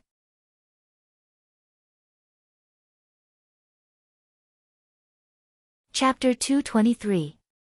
Lin Luoran is not in the mood to think about the onlookers. She is worried about the giant snake trapped in the square. Is it the red snake that came back to life, or is it a posthumous child? The latter is more troublesome for Lin. Snakes are oviparous and semi-oviparous animals. There is no hermaphrodite. If it is a posthumous child, it is very likely that there is a male snake in the deep mountain. Who knows when it will come to make trouble again? To test it, Lin Luoran directly wraps the snake with wachan and plans to take it home for research. Seeing that she was kneading it like dough, the snake monster crackled for a while before it was forcefully kneaded back into the shape of a little red snake. Goldie spreads its wings and Lin Luoran jumps on its back. Lin Luoran can feel that Goldie is in an unstable state. It seems that something unexpected has happened to Goldie. Lin Luoran decides to go back and check on Goldie. It is the courageous anchor of RTV2. Seeing that Lin Luoran has a positive image, how can he let go of such an opportunity? However, he just steps forward and has no time to say anything. Goldie glances at him with its cold eyes. At that moment, the anchor doesn't dare to disturb the woman with fairy chi. Like the anchor, these onlookers can only watch Goldie flutter its wings and fly into the blue sky. It flashes among the clouds and then disappears together with Goldie. The captain of the police force doesn't know whether to laugh or cry. Then he receives a call from his superior, asking them to evacuate the square immediately. There is neither a gag order nor a special praise for this incident. Except for the corroded concrete ground in the center of the square, the one who suffers the most is the policeman whose head was bitten off. He didn't care what the big shots thought, but as the captain, he secretly made up his mind to fight for as much pension as possible for his colleagues who had sacrificed themselves. As a policeman, he had to be prepared to sacrifice himself one day, but how could he feel at ease fighting for the old, weak, women, and children in his family if their future was not guaranteed? The ambulance carries the taxi driver to the ambulance. It is another patient bitten by a snake. Officer Lee's eyes are dim. They are not afraid of death, but they can't save the injured.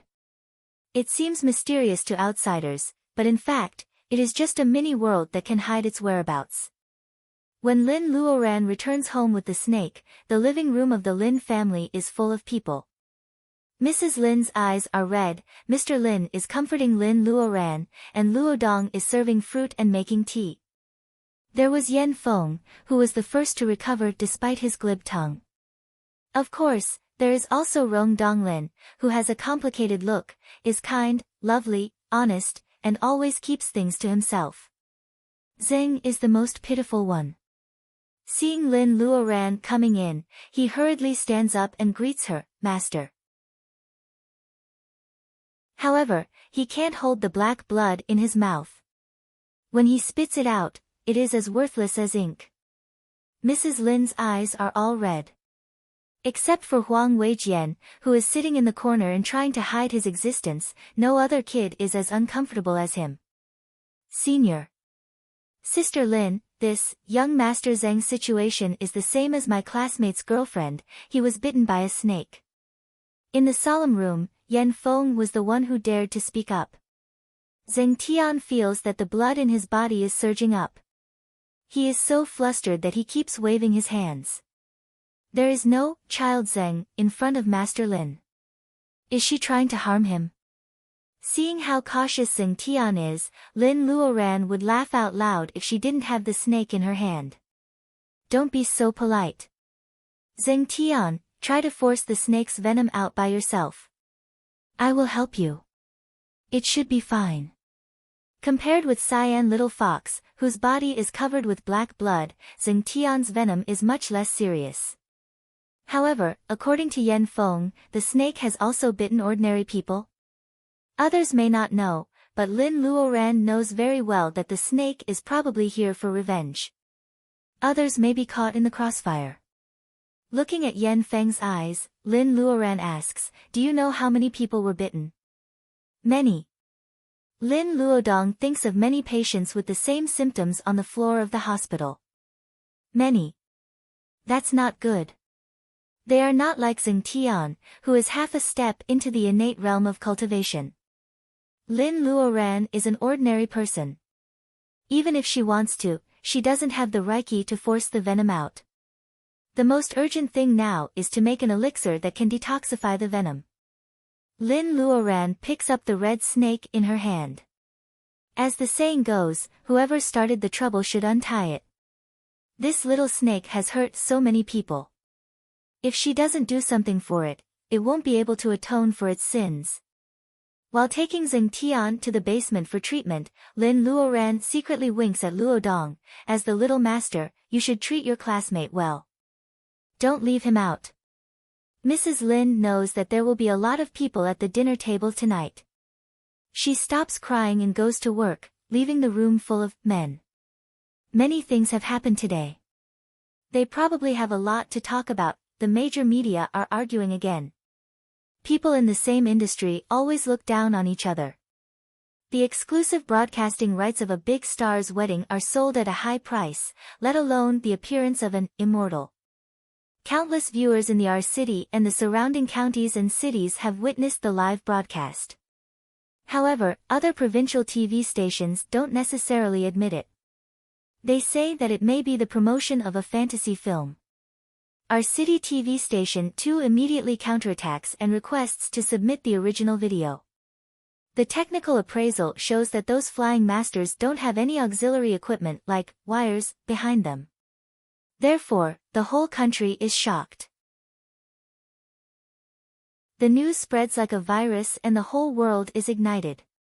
The country of Huaxia has always been guarded against by some big countries. Although the governments of various countries know what is going on, the people don't. Therefore, there is an army of crab on foreign networks. The more they try to cover it up, the harder it is to cover it up. The blonde and blue-eyed foreigner is curious about the blurry faces of the woman in a green dress riding on a sword and the woman in black. Oh, it's a pity that it is not a high-definition video. They can't see their faces clearly.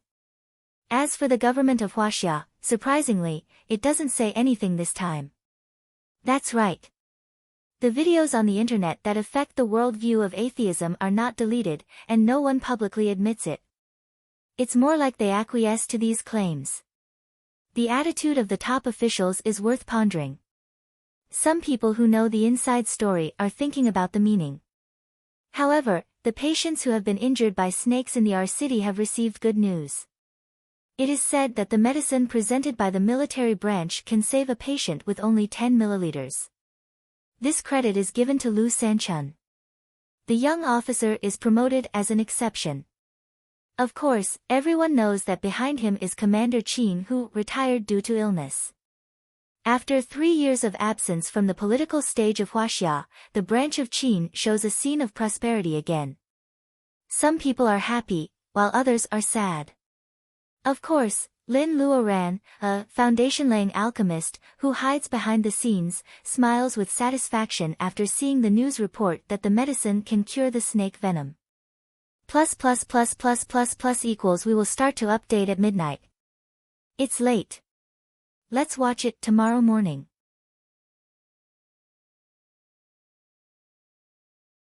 Chapter 224. Poison and antidote always go hand in hand. There is an old saying that wherever a poisonous snake appears, there must be an antidote within 7 steps. Although it is a bit exaggerated, it is not unreasonable. However, the antidote Lin Luoran is making this time comes from the snake's blood. This red snake is extremely poisonous. Unlike other snakes that secrete venom through their venom glands, its saliva, blood, skin, and bones are all poisonous. Lin Luoran thinks in reverse. Why didn't such a poisonous thing poison itself? Obviously, there is something in the snake's body that can resist poison. After Lin Luoran purifies the snake's blood, the snake turns into a puddle of gold powder, not to mention coming back to life. The substance is hidden in the highly poisonous snake's blood.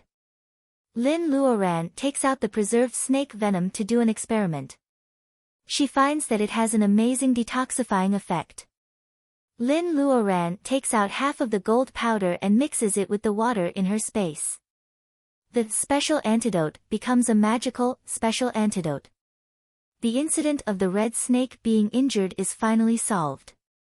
For Lin Luoran, this is only one of the 3 good things that happened after she got back home.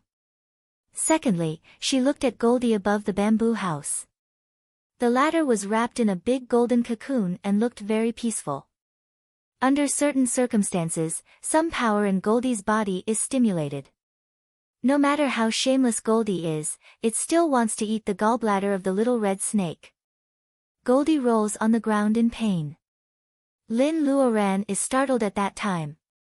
She wants to comfort Goldie, but Goldie flaps its wings and sends her flying.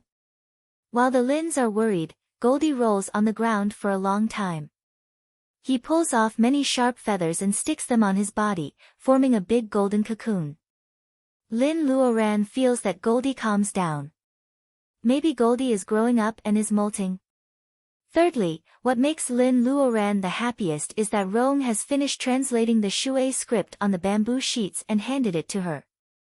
Lin Luoran looks at the thick piece of paper and flips quickly. She has good eyesight. With such a fast speed, she can almost finish reading every word and sentence. After thinking for a while, Lin Luoran opens her eyes and asks for Rong's opinion. How accurate is the translation of these materials? 95%. Rong answers this question honestly. It's not that he is not good at translating, but that the Shui script has been passed down from generation to generation. Over thousands of years, even history can be distorted. It's inevitable that the Shui script has been passed down by word of mouth. 95%, that should be correct. Lin Luoran closes the manuscript and there is a touch of joy in her eyes. Rong Donglin is in a dilemma. He stutters, Sister Lin, do you really believe what's written on it? There are treasures in the Dragon Palace of the Water Nationality. How can there be a dragon in the world? Rong suddenly stops. He didn't believe it before, but now the legendary cultivator is standing in front of him. Rong smiles awkwardly and doesn't say anything. Lin Luoran's eyes are very bright. She murmurs, it's okay if it said something else, but it said that place. Where? Rong is curious. Lin Luoran smiles mysteriously, Yunmeng Lake. Yunmeng Lake? Rong has learned ancient Chinese. Yunmeng Lake refers to the area around Dongting Lake. He certainly knows about it, but is Sister Lin really going to Dongting Lake to hunt for treasures? Those legends were really too absurd. Pa! Lin Luoran puts a yellowed thread-bound book on the table. Rong has sharp eyes. The moment he sees the title of the book is Chronicle of the Nine Provinces, Lin Luoran has already turned to a page and asked him to read it himself. Chapter 53. I visited Dongting and Yeyang Tower to see the authentic works of Sven. The 800 miles of Dongting Lake is vast and misty. This is a wonder of creation. When the dark clouds fall, the golden carp vanishes. This paragraph is like a strange novel written by the literati in the Ming and Qing dynasties. In Rong's eyes, this kind of writing is worthless. Rong's eyes fall on the vermilion note next to the book. Is there a dragon palace under the lake? Rong feels a little thirsty. Lin Luoran smiles and nods to him. This is a travel note of a senior cultivator in the Ming dynasty. The part about the golden carp trying to jump over the high gate and transform into a dragon is very authentic. Therefore, what is recorded on the bamboo sheets of the Han dynasty tomb may be true. A travel note of a senior cultivator. Rong feels that the old book in his hand is very hot. As an ordinary person, he shouldn't know too much about the secrets of the world of cultivation. He carefully placed the book on the table and forced out a sincere smile. Senior Sister Lin, I won't disturb you anymore. I wish you a smooth trip in advance. Lin Luoran sits on the wicker chair and takes a sip of tea. Brother Rong, you're wrong. I should wish us a smooth trip. Oh, I'll ask Professor Qi for leave for you. Rong stiffens. He turns around and squeezes out a smile that is uglier than crying. As you wish, Sister Lin. But come on, Dongting Lake is not an ordinary place. It is the Dragon Palace of the Shui nationality.